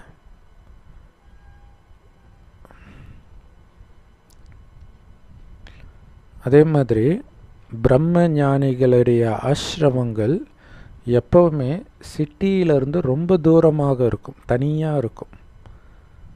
அவங்க எப்போவுமே கிரவுண்ட் ஃப்ளோரில் தான் இருப்பாங்க, மாடியிலலாம் இருக்க மாட்டாங்க. ஆனால் இப்போ தமப்பிரதானம் ஆயிட்டதுனால சிட்டிக்குள்ளே வந்துட்டாங்கன்றார் இல்லை. பாபா சொல்கிறது வந்து இந்த ஆசிரமவாசிகளை சொல்கிறார், காட்டுக்குள்ளே ஆசிரமம் போட்டு இருக்கிறது. இப்போ சிட்டிக்குள்ளே வந்துட்டாங்க, அல்லது அவங்க இருக்கிற இடத்தையே சிட்டியாக ஆக்கிடுறாங்க. இல்லை, நிறைய இடங்கள் அப்படி தானே இருக்குது. இப்போ ஆசிரமம்ட்டு இப்போ ஈஷா யோகா கோயம்புத்தூரில் நிறையா இருக்குதுன்னு நினைக்கிறேன். இந்த வாழ்க வளமுடனுக்கு ஏதோ ஒரு ஊர் சொல்லுவாங்க. ஸோ அதுவே ஒரு பெரிய சிட்டி மாதிரி தான் இருக்கும். ஏன்னா இப்போ அந்த சக்தி இல்லை அவங்களுக்கு. சக்தி இருந்தால் தானாக தேடி வரும் சாப்பாடு, இப்போ இல்லை. அதனால் சாப்பாட்டை தேடி இவங்க சிட்டிக்கு மக்கள் வர இடத்துக்கு வந்துடுறாங்க, அல்லது மக்கள் வந்து வர மாதிரி ஈர்த்து வைக்கிறாங்க வசதிகளை காட்டி. யோக பலத்தினால கிடையாது. இந்த நேரம் எல்லாரோடைய பேட்டரியும் காலி ஆயிடுச்சு. எப்படி பேட்டரியை சார்ஜ் பண்ணுறது? ஒரு பாபாவை தவிர யாருமே பேட்டரி சார்ஜ் பண்ண முடியாது. பேட்டரி சார்ஜ் பண்ணுறதன் மூலமாக தான் குழந்தைங்களுக்கு பலம் கிடைக்கும். அதுக்கு முக்கியமான விஷயமே நினைவு தான் இல்லையா. ஆத்மான்ற பேட்டரியை பாபாவின் நினைவுனால தான் சார்ஜ் பண்ணிக்க முடியும். ஆத்மாவுக்கு அந்த பலம் வரும். ஆனால் இந்த நினைவில்தான் மாய தடையை ஏற்படுத்திக்கிட்டே இருக்குது. நாங்களாம் சின்ன வயசில் இருக்கும்பொழுதெல்லாம் நாங்கள் இருந்த ஏரியாலெல்லாம் அடிக்கடி கரண்ட்டு நிற்கும். ஒரு நாளைக்கு ஒரு பல தடவை கரண்ட், எப்பயாச்சும் தான் கரண்ட்டே இருக்கும். அந்த மாதிரி இருக்குது பாபாவுடைய நினைவு. எப்பயாச்சும் தான் நினைவு இருக்குது. அவ்வளோ மாயின் தடை வருது. ஸோ இந்த ஆன்மீக மருத்துவர்கிட்ட ரொம்ப சிலர் தான் உண்மையை சொல்கிறாங்க, மற்றவர்களெல்லாம் உண்மையை மறைக்கிறாங்க, அவங்க செய்கிற தப்பெல்லாம். ஸோ நீங்கள் ஒவ்வொருத்தரும் உங்களுக்குள்ளே இருக்கக்கூடிய பலகீனங்களை பாபா கிட்ட ஓப்பனாக சொல்லணும். ஸோ அதுதான் அங்கே அவங்க பேர் என்ன, துரியோதனனுடைய அம்மா வந்து நிர்வாணமாக வந்து நிற்க சொல்லுவாங்க துரியோதனனை. ஏன்னா எல்லாரும் இறந்துடுவாங்க, இவங்க யாரையுமே காந்தாரி யாரையுமே இவங்க பார்த்தது கிடையாது. ஏன்னா கண்ணை கட்டியே இருப்பாங்க திருமணத்துக்கு பிறகு. கணவனுக்கு கண்ணு தெரியலன்னா எனக்கும் தேவையில்லைன்ட்டு. ஸோ அப்போ அது எப்படி அம்மா முன்னாடி போய் அசிங்கமாக நிர்வாணமாக நிற்கிறது அப்படின்ட்டு கிருஷ்ணரும் நக்கல் அடிப்பார். அதனால் அவன் வந்து இடுப்பில் ஏதோ ஒரு வாழை இலையை வச்சு மறைச்சிட்டு போவான். ஸோ மறைச்ச இடத்தை தவிர மற்ற எல்லாமே வலிமையாகிடும். மறைத்தது தான் பலகீனம். ஸோ அந்த இடத்துல தான் அந்த தொடையில் அடித்து தான் அவனை சாவடிப்பான் பீமன் கடைசியில். ஸோ இதோடைய அர்த்தம் என்னென்னா, பாபா கிட்ட நம்ம எதை மறைக்கிறோமோ அந்த பலகீனம் அதிகமாகி அதுதான் உங்களை விழ வைக்கும். அதனால தான் நீங்கள் கீழான பதவி அடையிறதுக்கு காரணமாக ஆகிடும். இங்கே அம்மா முன்னாடி அப்படிங்கிறது பிரம்மா முன்னாடி இல்லையா? கடவுள்கிட்ட நம்ம சொல்லிவிடுவோம், ஆனால் மனுஷங்கிட்ட சொல்லுவோமா? பிரம்மா உடம்புல எல்லாம் சிவன் இருக்கிறாரு, நீங்கள் சொல்லுங்கள், இவரும் கேட்கணும்னு பாபா சொல்லியிருக்கிறார். அப்போ ஏன்னா கடவுள்கிட்ட நீங்கள் எவ்வளோ கேவலமான விஷயத்தெல்லாம் சொல்கிறீங்க தான் சொல்கிறார். அவருக்கே கடுப்பாயிடுச்சு போல இருக்குது, என்ன இவ்வளோ மோசமாக இருக்கிறாங்க. அப்போ மனுஷன்கிட்ட சொன்னால் தான் ஒழுங்காக இருப்பாங்கன்ட்டு ஒரு லெவலுக்கு மேலே சொல்ல மாட்டோம்ல. ஸோ அப்போ அதுக்கு தான் நீ பிரம்மா கிட்ட சொல்லுன்றார். பிரம்மாவும் கேட்கட்டும், ஏன்னா அதுக்கான பதில் அவருக்கு தானே தெரியும், அவர் தானே தேகதாரியாக இருக்கிறாரு. ஸோ பிரம்மா தான் நமக்கு அம்மா இல்லையா? ஸோ அம்மா முன்னாடி சொல்வதற்கு வெக்கப்படுறதை தான் அங்கே அம்மா முன்னாடி நிர்வாணமாக நிற்கிறதுக்கு வெக்கப்படுறதாக காட்டப்பட்டிருக்கு. இதே ஆதாம் யோவாலும் அதே மாதிரியே இலையை வந்து இடுப்பில் மறைச்சிட்டு வந்து நிற்கிற மாதிரி அதுலேயும் இருக்கும். இதே கதை தான் பாபா இங்கே சொல்கிற விஷயம் எல்லாத்துலேயும் வெளிப்படுத்தி பாருங்கள். அழிவற்ற மருத்துவர்கிட்ட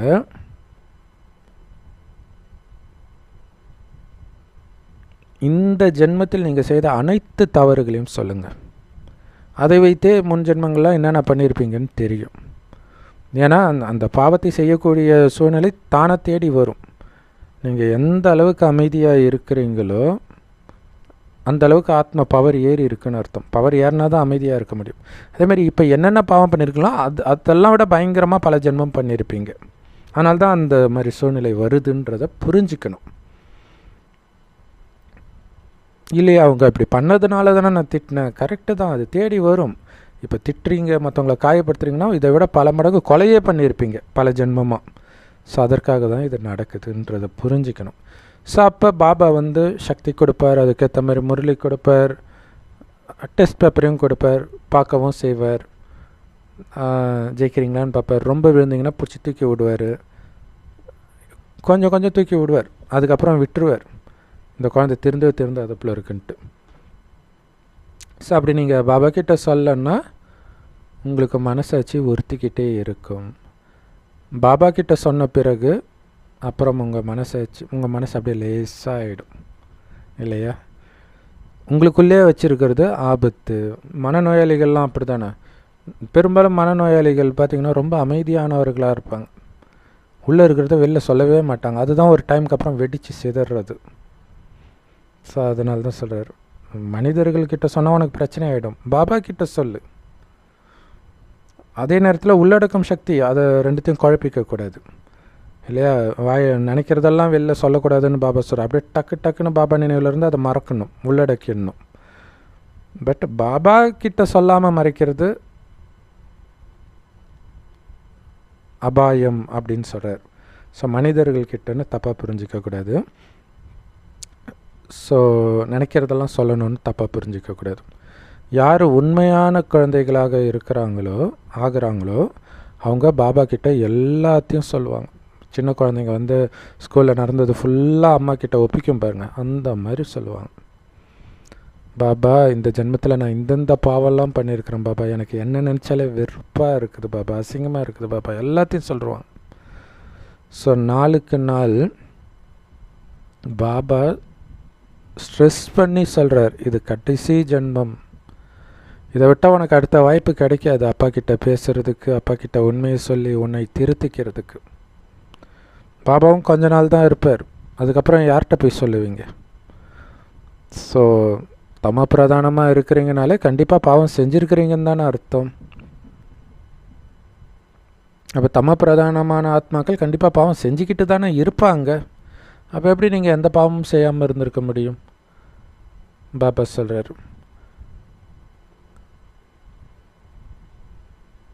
யார் நம்பர் 1 அழுக்கு குப்பையாக ஆகிறாங்களோ தன்னுடைய கடைசி ஜென்மத்தில், அவர் உடம்புல தான் நான் வருகிறேன்.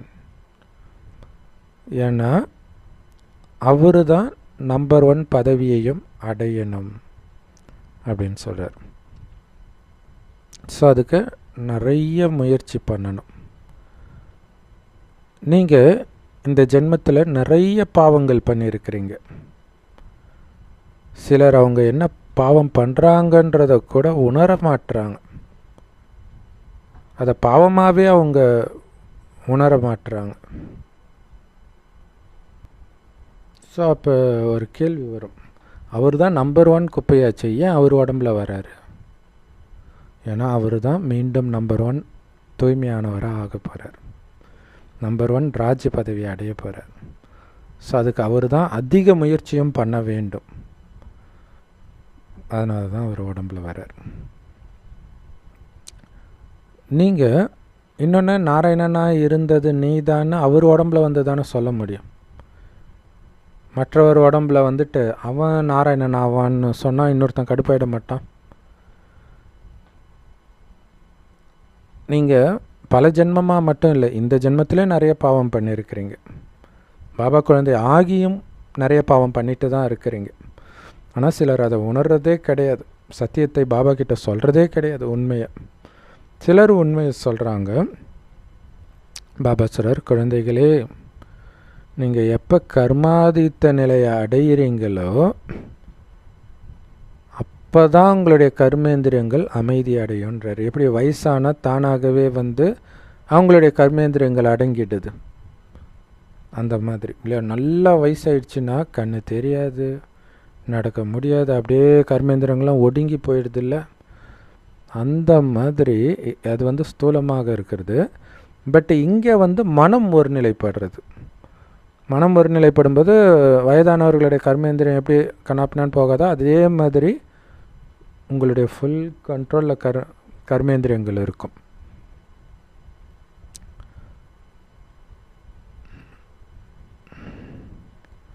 ஸோ அதனால தான் கர்மாதீத்த நிலையை அடையிறது நம்மளுடைய லட்சியம்ன்றார். வயதான பிறகு காமத்தை விடுறது பெரிய விஷயம் இல்லை, சின்ன வயசுலேயே காமத்தை விடுறது தான் பெரிய விஷயம். வயதான பிறகு அவனுக்கு ஏற்கனவே ஞாபகம் மாதிரி இருக்கும், கண்ணு தெரியாது, ஒன்றும் தெரியாது. மேபி இயல்பாகவே கூட வயதான காலத்தில் காம எண்ணங்கள் அல்லது காம உணர்வுகள் இல்லாமல் இருக்கலாம், எண்ணம் மட்டும் இருக்கும். மேபி அது கூட இல்லாமல் இருக்குமோ என்னவோ தெரியாது.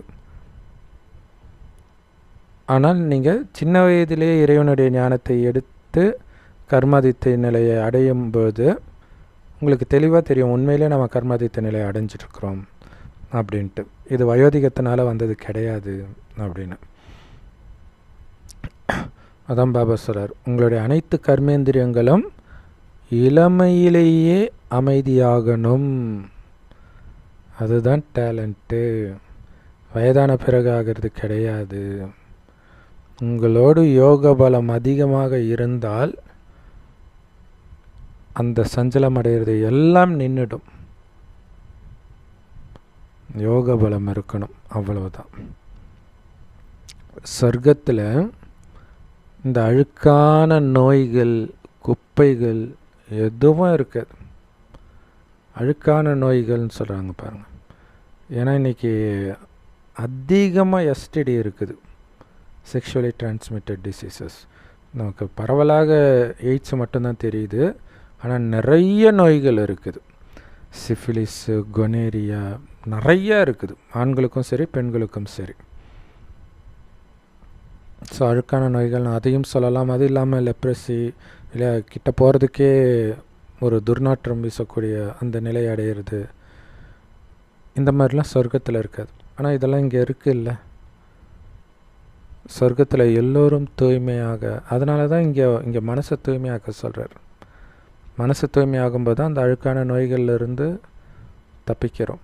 நோய்களே இல்லாத உலகத்துக்கு போகிறோம். அங்கே மனிதர்கள் அவ்வளோ தூய்மையாக இருப்பாங்க. ராமராஜ்யம் இல்லையா? இங்கே அழுக்காக இருக்கிறதுக்கு காரணம் இது ராவண ராஜ்யம். அதனால் எவ்வளவோ மோசமான வியாதிகள்லாம் இருக்குது. மனவியாதியும் சரி, உடல் வியாதியும் சரி. இங்கே தங்க யுகத்தில் எந்த விதமான நோயும் இருக்காது. கேட்கவே கேட்காதீங்க, அப்படி இருக்கும் சொர்க்கன்றார். பேரே என்னது? ஃபஸ்ட் கிளாஸ் ஹெவன், புது உலகம், புத்தம்புது உலகம். அவ்வளவு சுத்தம் இருக்கும் அங்கே. ஆனால் அப்படிப்பட்ட இடத்துக்கு ராஜா ஆகிற நீங்கள் ஒரு முக்கியஸ்தர் கூட கிடையாதுன்றார். அதுதான் முக்கியம். விஐபி இல்லை, சாதாரண முக்கியமானவர் கூட கிடையாது. குடும்பத்துலேயும் உங்களை மதிக்க மாட்டாங்க, வேலை செய்கிற இடத்துலையும் மதிக்க மாட்டாங்க, மென்டல்னு வாங்க, இப்படி தான் சொல்லிகிட்டு இருப்பாங்க. ஆனால் உலகத்துக்கே அதிபதியாக நீங்கள் தான் மாற போகிறீங்க. உங்களை பைத்தியம்னு சொல்லிவிட்டு உங்கள் கோயிலில் போய் விழுந்து விழுந்து கும்பிட்டு வருவாங்க. ஸோ அந்த போதை உங்களுக்கு இருக்கணும். அது அப்படி தான் இருக்கும் இங்கே அப்படின்ட்டு பாபா சொல்கிறாரு. இந்த மங்களகரமான சங்கமயுகத்தில்தான் இந்த அற்புதமான விஷயங்களை எல்லாம், ரகசியங்களை எல்லாம் நீங்கள் கேட்குறீங்க. நேற்று வரைக்கும் இதெல்லாம் கேட்டிங்களே, நீங்கள் கேட்டதே கிடையாது. ஏன்னா நேற்று நீங்கள் மரண உலகத்தின் எஜமானர்களாக, அதாவது நரகத்தின் எஜமானர்களாக இருந்தீங்க. இன்றைக்கி நீங்கள் அமரலோகத்தின் எஜமானர்களாக ஆகிட்டு இருக்கிறீங்க. அதாவது மரணம் இல்லாத உலகம், அதான் அமரலோகம். நான் நேற்று மரண உலகத்தில் இருந்தேன், சங்கம யுகத்தில் வந்ததுனால நான் அமர உலகத்திற்கு போகிறதுக்கு முயற்சி பண்ணிட்டு இருக்கிறேன் அப்படிங்கிற நிச்சய புத்தி நமக்கு இருக்குது. அதற்கான ரகசியத்தை சொல்லிக் கொடுக்கிற அப்பாவை நாம் கண்டுபிடிச்சிட்டோம், ஆசிரியரை கண்டுபிடிச்சிட்டோம். ஸோ இந்த படிப்பை யார் நல்லா படிக்கிறாங்களோ அவங்க நல்ல வருமானமும் சம்பாதிக்க முடியும். 2500 வருஷத்துக்கான வருமானத்தை இப்போவே சம்பாதிக்க முடியும். படிப்பின் ஆதாரத்தில், நினைவின் ஆதாரத்தில் தான் இருக்குது. ஸோ அதனால தான் ஒருத்தருடைய மகான் தன்மையே அவருடைய படிப்பில் தான் இருக்குதுன்னு சொல்லுவாங்க. ஜென்ரலாக லௌகீகத்திலே, இங்கேயும் அப்படித்தான். இந்த படிப்பின் மூலமாகத்தான் நீங்கள் உயர்ந்த பதவியை அடையிறீங்க. இப்போ தான் நீங்கள் வெளிச்சத்துக்கே வந்திருக்கிறீங்க. எவ்வளோ நாள் இருட்டில் இருந்தீங்க. இப்போவும் பாருங்கள், உங்களை தவிர எந்த மனிதர்களுக்கும் இது தெரியல. நீங்களும் இதை திரும்ப திரும்ப மறந்துடுறீங்க. அதுதான் கொடுமை. மீண்டும் மீண்டும் இருட்டுக்கே போயிடுறீங்க. இருட்டு தான் பிடிச்சிருக்குது போல இருக்குது உங்களுக்கு. பழைய உலகத்துக்கே போயிடுறீங்க. ஸோ இதை மறக்கிறீங்க. இந்த ஞானத்தை, சொர்க்கத்துக்கு போயிட்டு இருக்கிறோம், அப்பாவுடைய குழந்தை ஆகியிருக்கிறோம், அழைச்சிட்டு போகிறதுக்கு வந்திருக்கிறாரு, உடலை மறந்து அவரை நினைக்கணும் அப்படிங்கிறத நீங்கள் எப்போல்லாம் மறக்கிறீங்களோ அப்போல்லாம் நீங்கள் பழைய உலகத்துக்கு போகிறீங்கன்னு புரிஞ்சுக்கோங்க. சங்கமயுக பிராமணர்களுக்கு நாம் இப்போ கலியுகத்தில் இல்லைன்னு புரிஞ்சுக்கிறோம். நீங்கள் புது உலகத்தின் எஜமானர்கள் ஆகிட்டு இருக்கிறீங்கன்றது சதா உங்களுக்கு ஞாபகம் இருக்கட்டும். இல்லையா? நம்ம இரும்பு யுகத்தில் கிடையாது. அதே நேரத்தில் சத்தியுகத்துலேயும் இல்லை. சத்தியுகத்துக்கு போயிட்டு இருக்கிறோம். ஸ்தூலமாக இரும்பு யுகத்தில் தான் இருக்கிறோம். ஆனால் சூக்ஷ்மமாக கிடையாது, இருக்கக்கூடாது. ஸோ அதனால்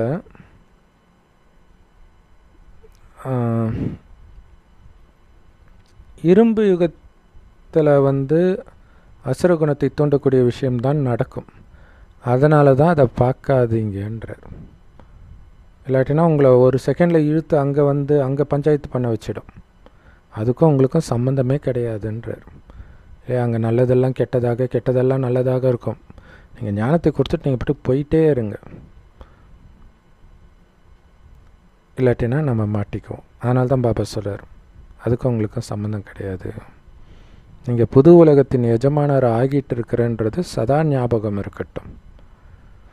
பாபா இந்த ஞானத்தை நமக்கு கொடுக்கறதே நாம் புது உலகத்துக்கு போகணுங்கிறதுக்காகத்தான். இதுதான் சுத்த அகங்காரம்ன்றார். மற்றதெல்லாம் அசுத்தமான அகங்காரம். இல்லை, புது உலகத்துக்கு போகிறதுக்காக கடவுளே எனக்கு சொல்லி கொடுக்குறாருன்னா எவ்வளோ பெரிய விஷயம். பைபிளில் இந்த பொன்னியின் செல்வன் படத்தில் கூட பார்த்திங்கன்னா சின்ன பையனை ராஜாவாக ஆக்குவாங்க. அவனுக்கு என்ன தெரியும்? அப்போ அதற்கான ஞானத்தை பாபா இப்போ நமக்கு சொல்லி கொடுக்குறாரு. எப்படியெல்லாம் நீ ராஜ்யம் பண்ணணுன்றது தான் இங்கே சொல்லி கொடுக்கறது. அப்பா மேலே பற்று இருக்கக்கூடாது, அம்மா மேலே பற்று இருக்கக்கூடாது, மனைவி மேலே பற்று இருக்கக்கூடாது, குழந்தை மேலே பற்று இருக்கக்கூடாது. பற்று இருந்தால் நீ நாட்டை பார்த்துக்க மாட்டேன். அதுக்காக தான் இப்போ பற்றை விட சொல்கிறார். ஸோ அதை புரிஞ்சுக்கணும், ஏன் பற்றை விட சொல்கிறாருன்ட்டு. அப்போ நான் இப்போவே ராஜாவாக இருக்கிறேன்ற அந்த போதை உங்களுக்கு இருக்கணும். அந்த பற்று இருந்தாலே நீங்கள் பாவம்தான் செய்வீங்கன்றதை புரிஞ்சுக்கணும். ஸோ அதுக்காக கடவுளே சொல்லி கொடுக்குறாருன்ற சுத்த அகங்காரம் இருக்கணும். அசுத்த அகங்காரம் இருக்கக்கூடாது. நான் பணக்காரன், புத்திசாலி, அது இருக்கக்கூடாது. கடவுளே எனக்கு சொல்லி கொடுத்து அழைச்சிட்டு போகிறார், அது இருக்கணும். அதனால் நான் பணிவின் சிகரமாக, குணத்தின் சிகரமாக ஆகிட்டு இருக்கிறேன், அது இருக்கணும். நான் எவ்வளோ பெரிய பணக்காரன் தெரியுமா, எனக்கு பின்னாடி யார் தெரியுமா, என்னுடைய பதவி என்ன தெரியுமா, என் ஸ்டேட்டஸ் என்ன தெரியுமா, எங்கள் அப்பா யார் தெரியுமா, என் மாமா யார் தெரியுமா, இது இருக்கக்கூடாது. இதெல்லாம் அசுத்த அகங்காரம். அழியக்கூடிய பொருளையும் நபரையும் பிடிச்சிக்கிட்டு என்ன பண்ண போகிறீங்க? ஸோ குழந்தைகளுக்கு ஒருபோதும் அழுக்கான எண்ணங்களே வரக்கூடாது.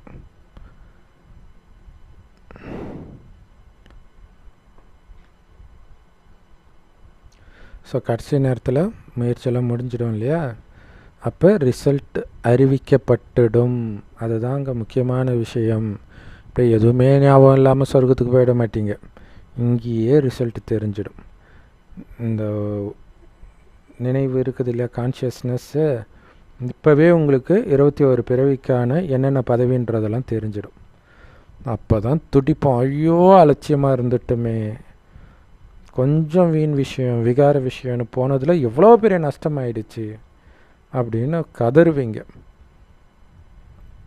பாபா சொல்கிறார், அது வரைக்கும் எல்லோரும் முயற்சியாளர்கள். அது வரைக்கும் உங்களுக்கு டைம் கொடுக்குறார். ஆனால் எப்போ வேணாலும் முடியும். இந்த நிலச்சரிவு வந்தது, டக்குன்னு முடிஞ்சிச்சு, அவ்வளோதான். ஆனால் அது எப்போ வரும்னு தெரியாது. ஸோ இருக்கிற நேரத்தை பயன்படுத்திக்கோங்க.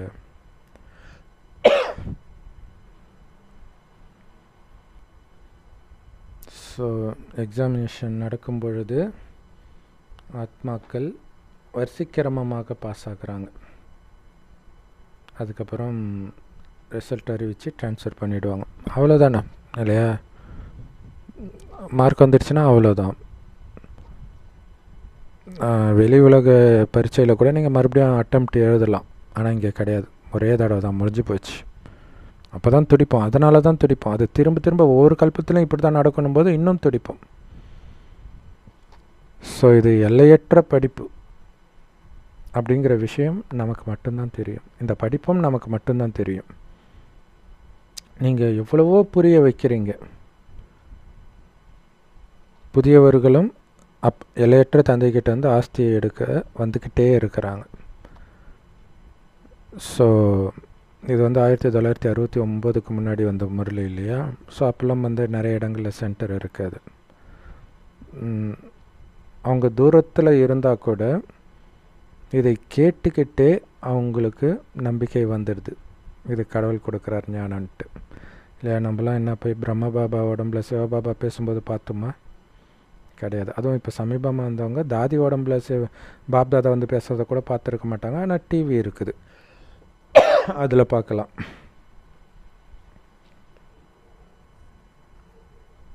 ஸோ அந்த ஞானத்தை கேட்ட உடனே தெரியுது, இது என் அப்பாவுடைய ஞானம்.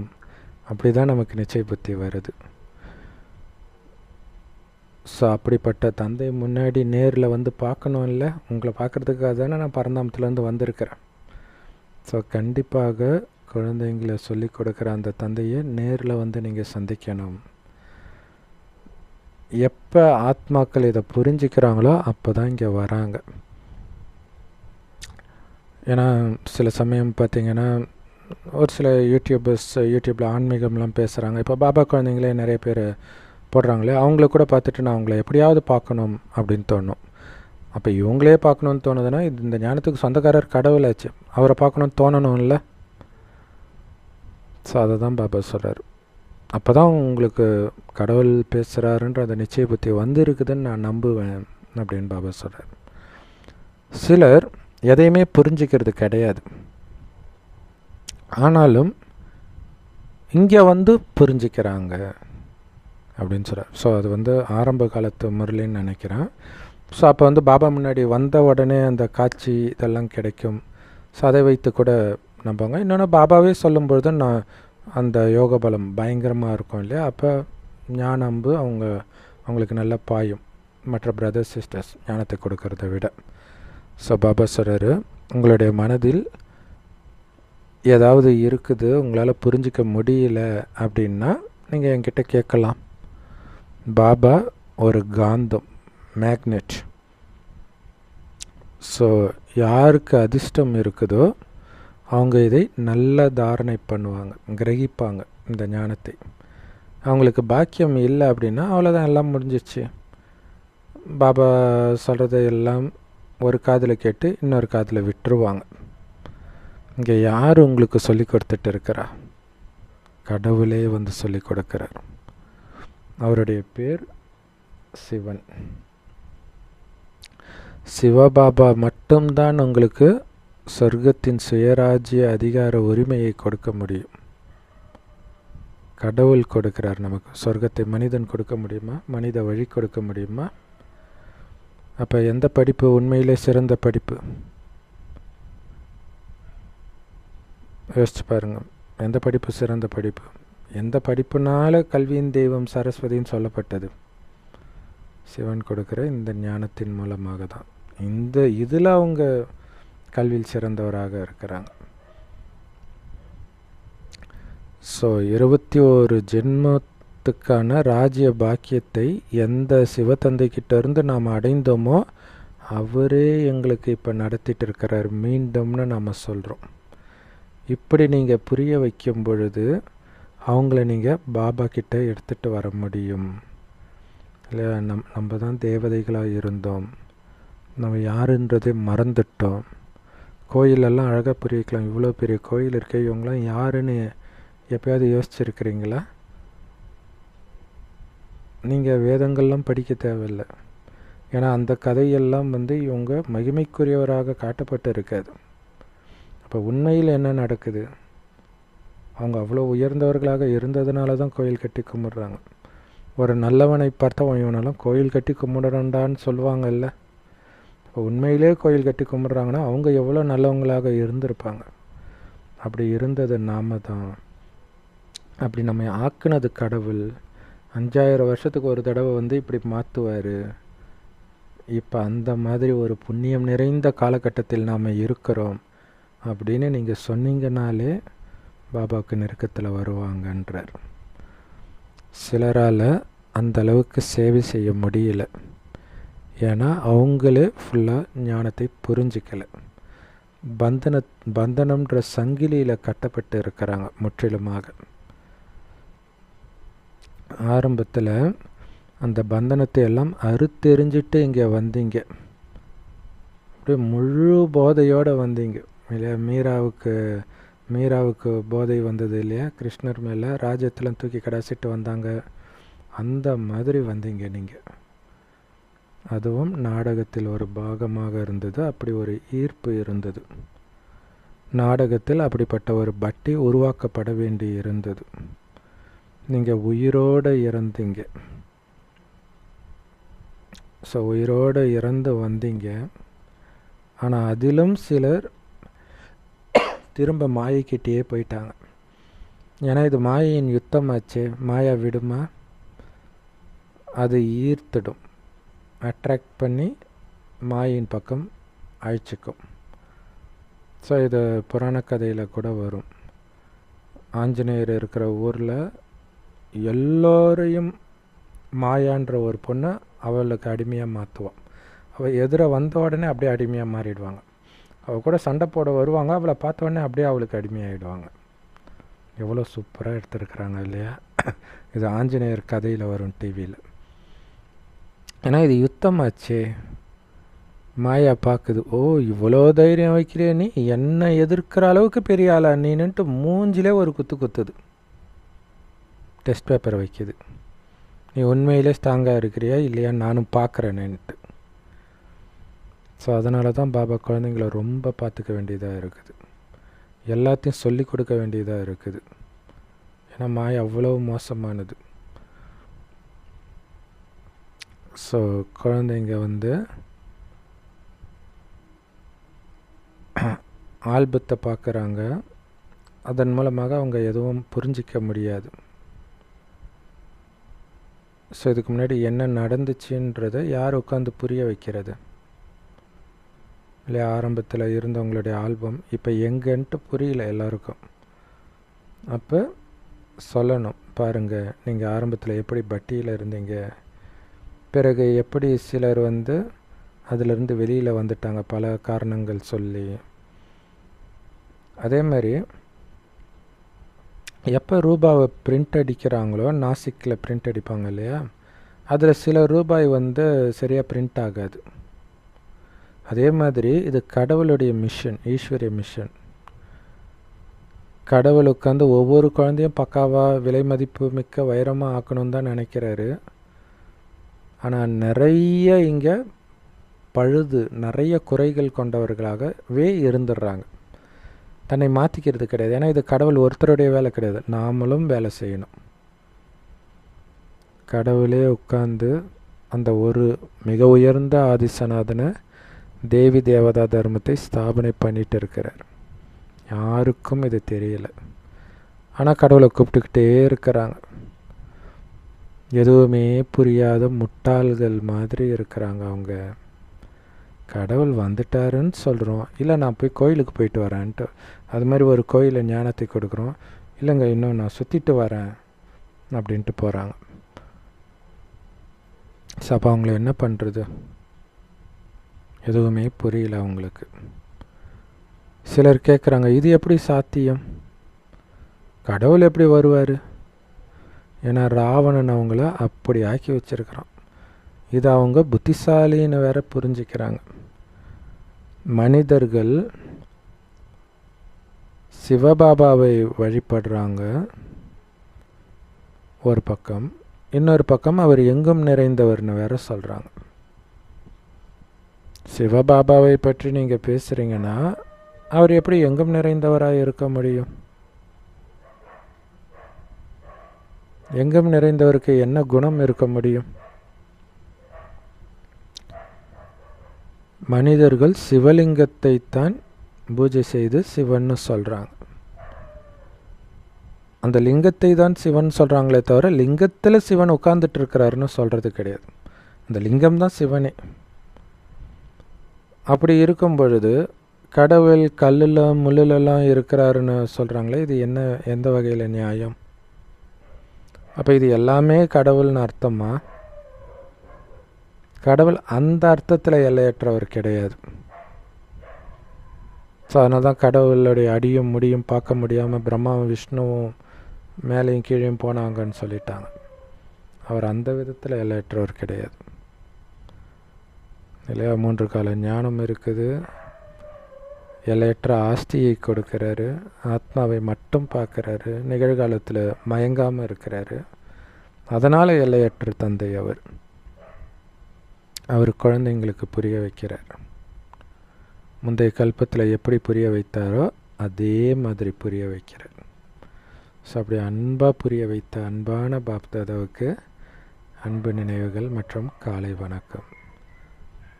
பாபா சொல்கிறாரு, உங்களை சுற்றி இருக்கக்கூடிய வாயுமண்டலமே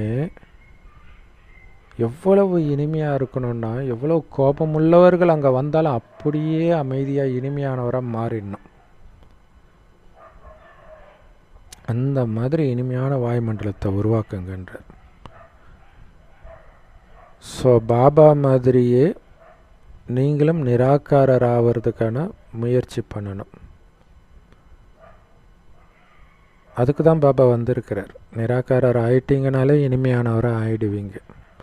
ஏன்னா உடம்பு இருக்கிறதுனால தான் அகங்காரம் இருக்குது, காமம் இருக்குது, கோபம் இருக்குது. எதுவுமே இல்லைன்னா வருமா கோபம்? ஒன்றும் இல்லை, கை காலில் அசைக்க முடியாமல் படுத்துட்டாலே தானாக பணிவு வந்துடும். இப்போ உடம்பே இல்லைன்னா அப்போ தெய்வீக குணம் வந்துடும்ல. அதனால தான் இந்த நினைவு, இதுதான் உங்களுடைய பாதுகாப்பு கவசம்ன்றார். உங்களுடைய சுபாவத்தை அவ்வளவு இனிமையானதாக ஆக்குங்க. நினைவின் பலத்தினால கர்மேந்திரியங்களை அமைதிப்படுத்துங்க, குளிர்ச்சிப்படுத்துங்க. சஞ்சலம் இல்லாமல் அப்படியே ஒரே சீராக இருக்கணும். அப்படியே ரோபோ மாதிரி நீங்கள் கொடுக்குற இன்ஸ்ட்ரக்ஷனை அப்படியே இந்த உடம்பு டக்குன்னு செய்யணும். வேறு அடுத்த எண்ணமே வரக்கூடாது. அந்த அளவுக்கு ஃபுல் கண்ட்ரோல் இருக்கணும் மனதின் மீது.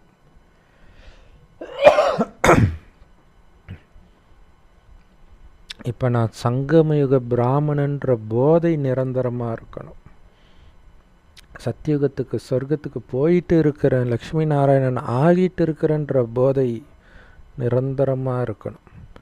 இரும்பு யுகத்தை சார்ந்தவன்ற உணர்வே இருக்கக்கூடாது. ஆனால் இரும்பு யுகத்தை பற்றி ஞானம் இருக்குது, அவங்க அப்படித்தான் இருப்பாங்க. ஆனால் நான் சத்தியுகத்தை சார்ந்தவன், கலியுகத்தின் எந்த குணமும் எனக்கு இல்லை. தெய்வீக குணங்கள் என்னானாலும் அன்பு மாறலை, அமைதி மாறலை, எவ்வளோ துரோகம் பண்ணாலும் அவங்கள நான் தப்பாக நினைக்கல, சாபம் விடலை, நல்லா இருக்கணும்னு தான் நினைக்கிறேன். அப்படி உங்கள் மனதுக்குள்ளே பயிற்சி பண்ணிக்கிட்டே இருக்கணும். அப்போ தான் இரும்பு யுகத்தில் வந்து தப்பிக்க முடியும். இல்லாட்டினா அந்த இரும்பு யுகத்தின் குணமே உங்களை இரும்பு யுகத்தில் கட்டி போட்டுடும். உங்களை புது உலகத்தின் எஜமானர்கள் ஆக்கிறதுக்கு தான் இந்த உயர்ந்த கல்வியை பாபா கொடுக்குறார், தூய்மையாக ஆக்கிறார். அதனால் எல்லா அழுக்கான எண்ணங்களையும் முடிச்சிடுங்க இல்லையா. பாபா அபிஷேகம் பண்ணிக்கிட்டே இருக்கிறாரு. மறுபடியும் போய் மண்ணில் பிறண்டுட்டு வந்தீங்கன்னா அதனால் எண்ணம், மெயினாக எண்ணத்தை தூய்மையாக்குறார். அழுக்கான எண்ணமே வரக்கூடாது. வந்துக்கிட்டே இருக்குது, பாபா பிடிச்சிக்கிட்டே இருங்க, வராது. நினச்சிக்கிட்டே இருங்க, வராது. வந்துக்கிட்டே இருக்குன்னா இன்னும் அந்த அளவுக்கு அவரை கெட்டியாக பிடிக்கலன்னு அர்த்தம். அப்படியே லேசாக நானும் பிடிக்கிறீங்க, அப்போ அது வழுக்கிட்டு போயிடுது, நினைவு வழுக்கிட்டு போயிடுதுன்னு பாபா சொல்கிறார்.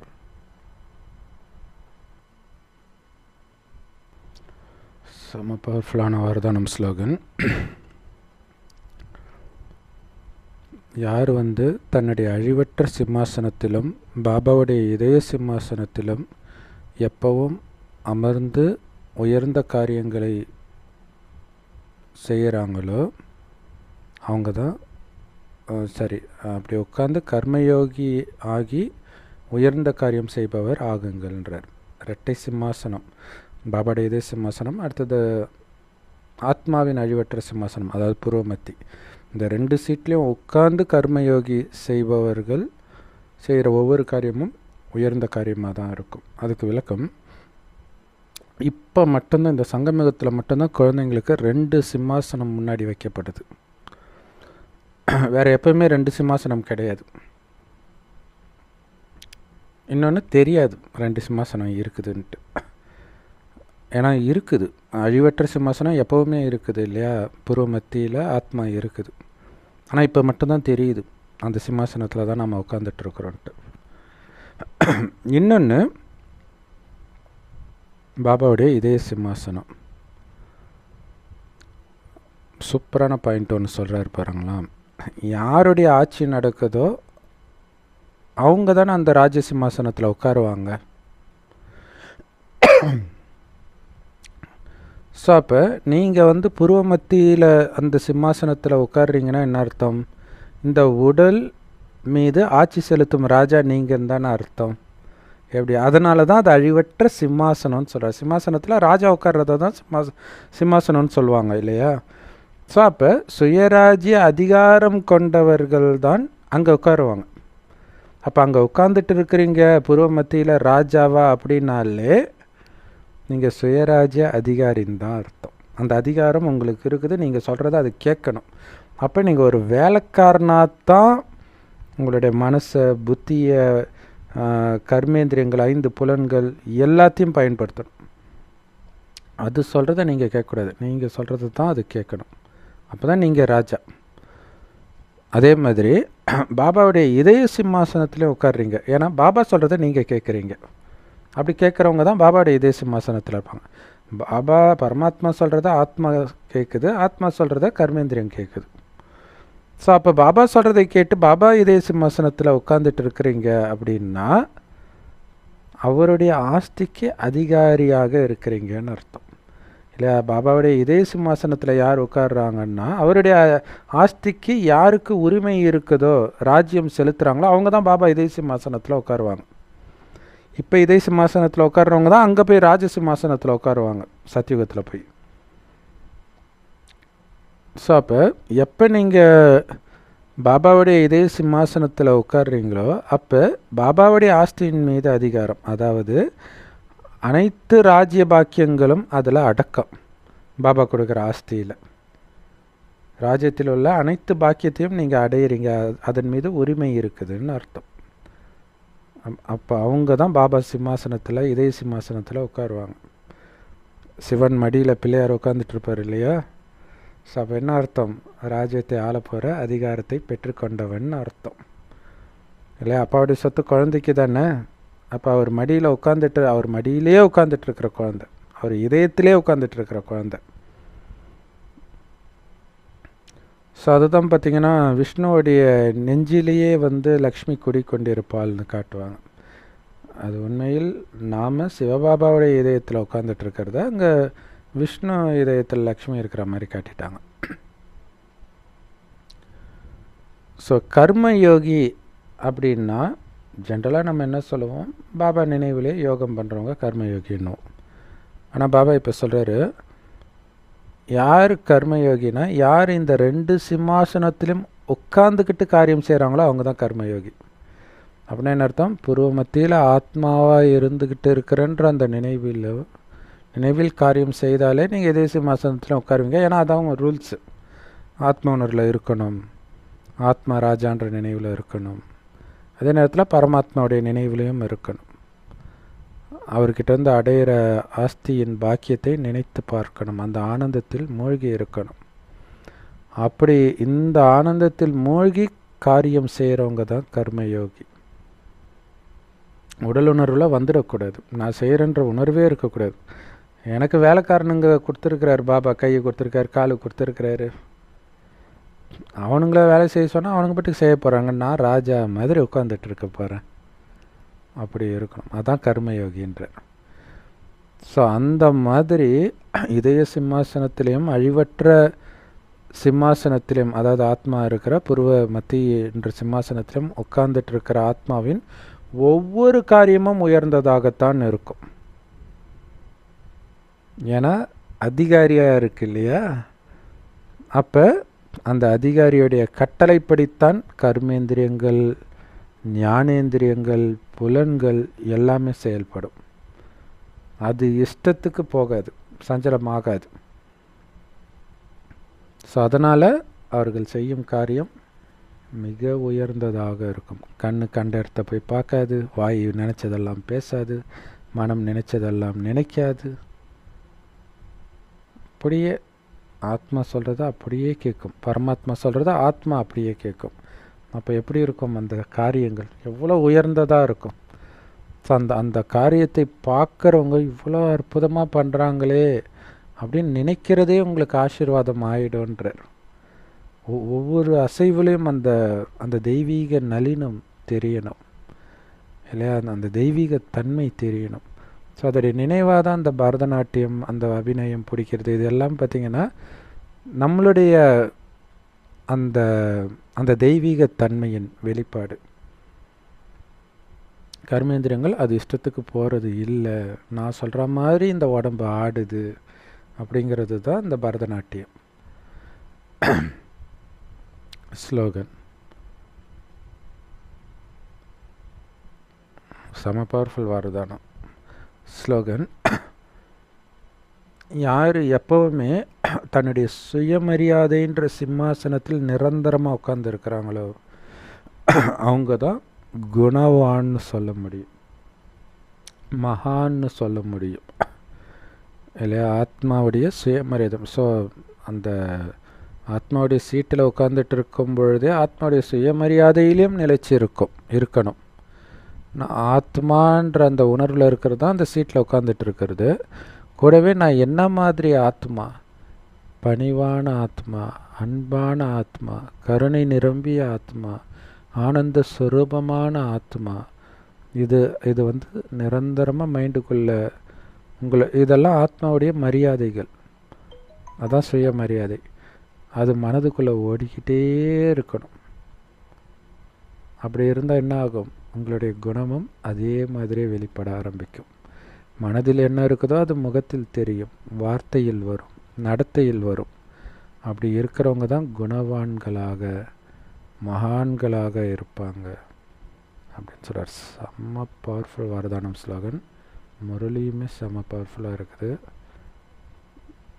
பல தடவை கேளுங்க, அப்போ தான் அது தாரணையாகும். ஒரு தடவை ஃபுல்லாக கேளுங்க, அடுத்தது ஒரு அரை மணி நேரம் 1 மணி நேரம் கழித்து சும்மா கொஞ்சம் கேட்டுட்டு அப்படியே வேலை செய்ய ஆரம்பிச்சிடுங்க. அந்த கேட்டதை ஞாபகம் வச்சுக்கிட்டு, எது வரைக்கும் கேட்டிருக்கிறீங்க அந்த டைமை ஞாபகம் வச்சுக்கிட்டு மீதி அடுத்து கொஞ்சம் நேரம் கேட்டுட்டு மறுபடியும் வேலை செய்யுங்க. அப்போ தான் அது தாரணையாகும். ஏன்னா அம்மா இந்த டெக்னிக் தான் பண்ணாங்க. ஆனால் அவங்க டைமில் வந்து படிக்கிறதுக்கு கான்சன்ட்ரேஷன் வேணும். டைம் ஆக ஆக ஆத்மா பலகீனமாகிடும், கான்சன்ட்ரேஷன் பண்ண முடியாது. ஆனால் இது ஆல்ரெடி எடுத்த முறையிலேயே நீங்கள் கேட்க போகிறீங்க. இப்போ எவ்வளோ போதை இருக்கும் யோசிச்சு பாருங்கள். Om Shanti. Love you Bap Dada. Thank you Bap Dada. குஷியாக இருங்க, குளிர்ச்சியாக இருங்க.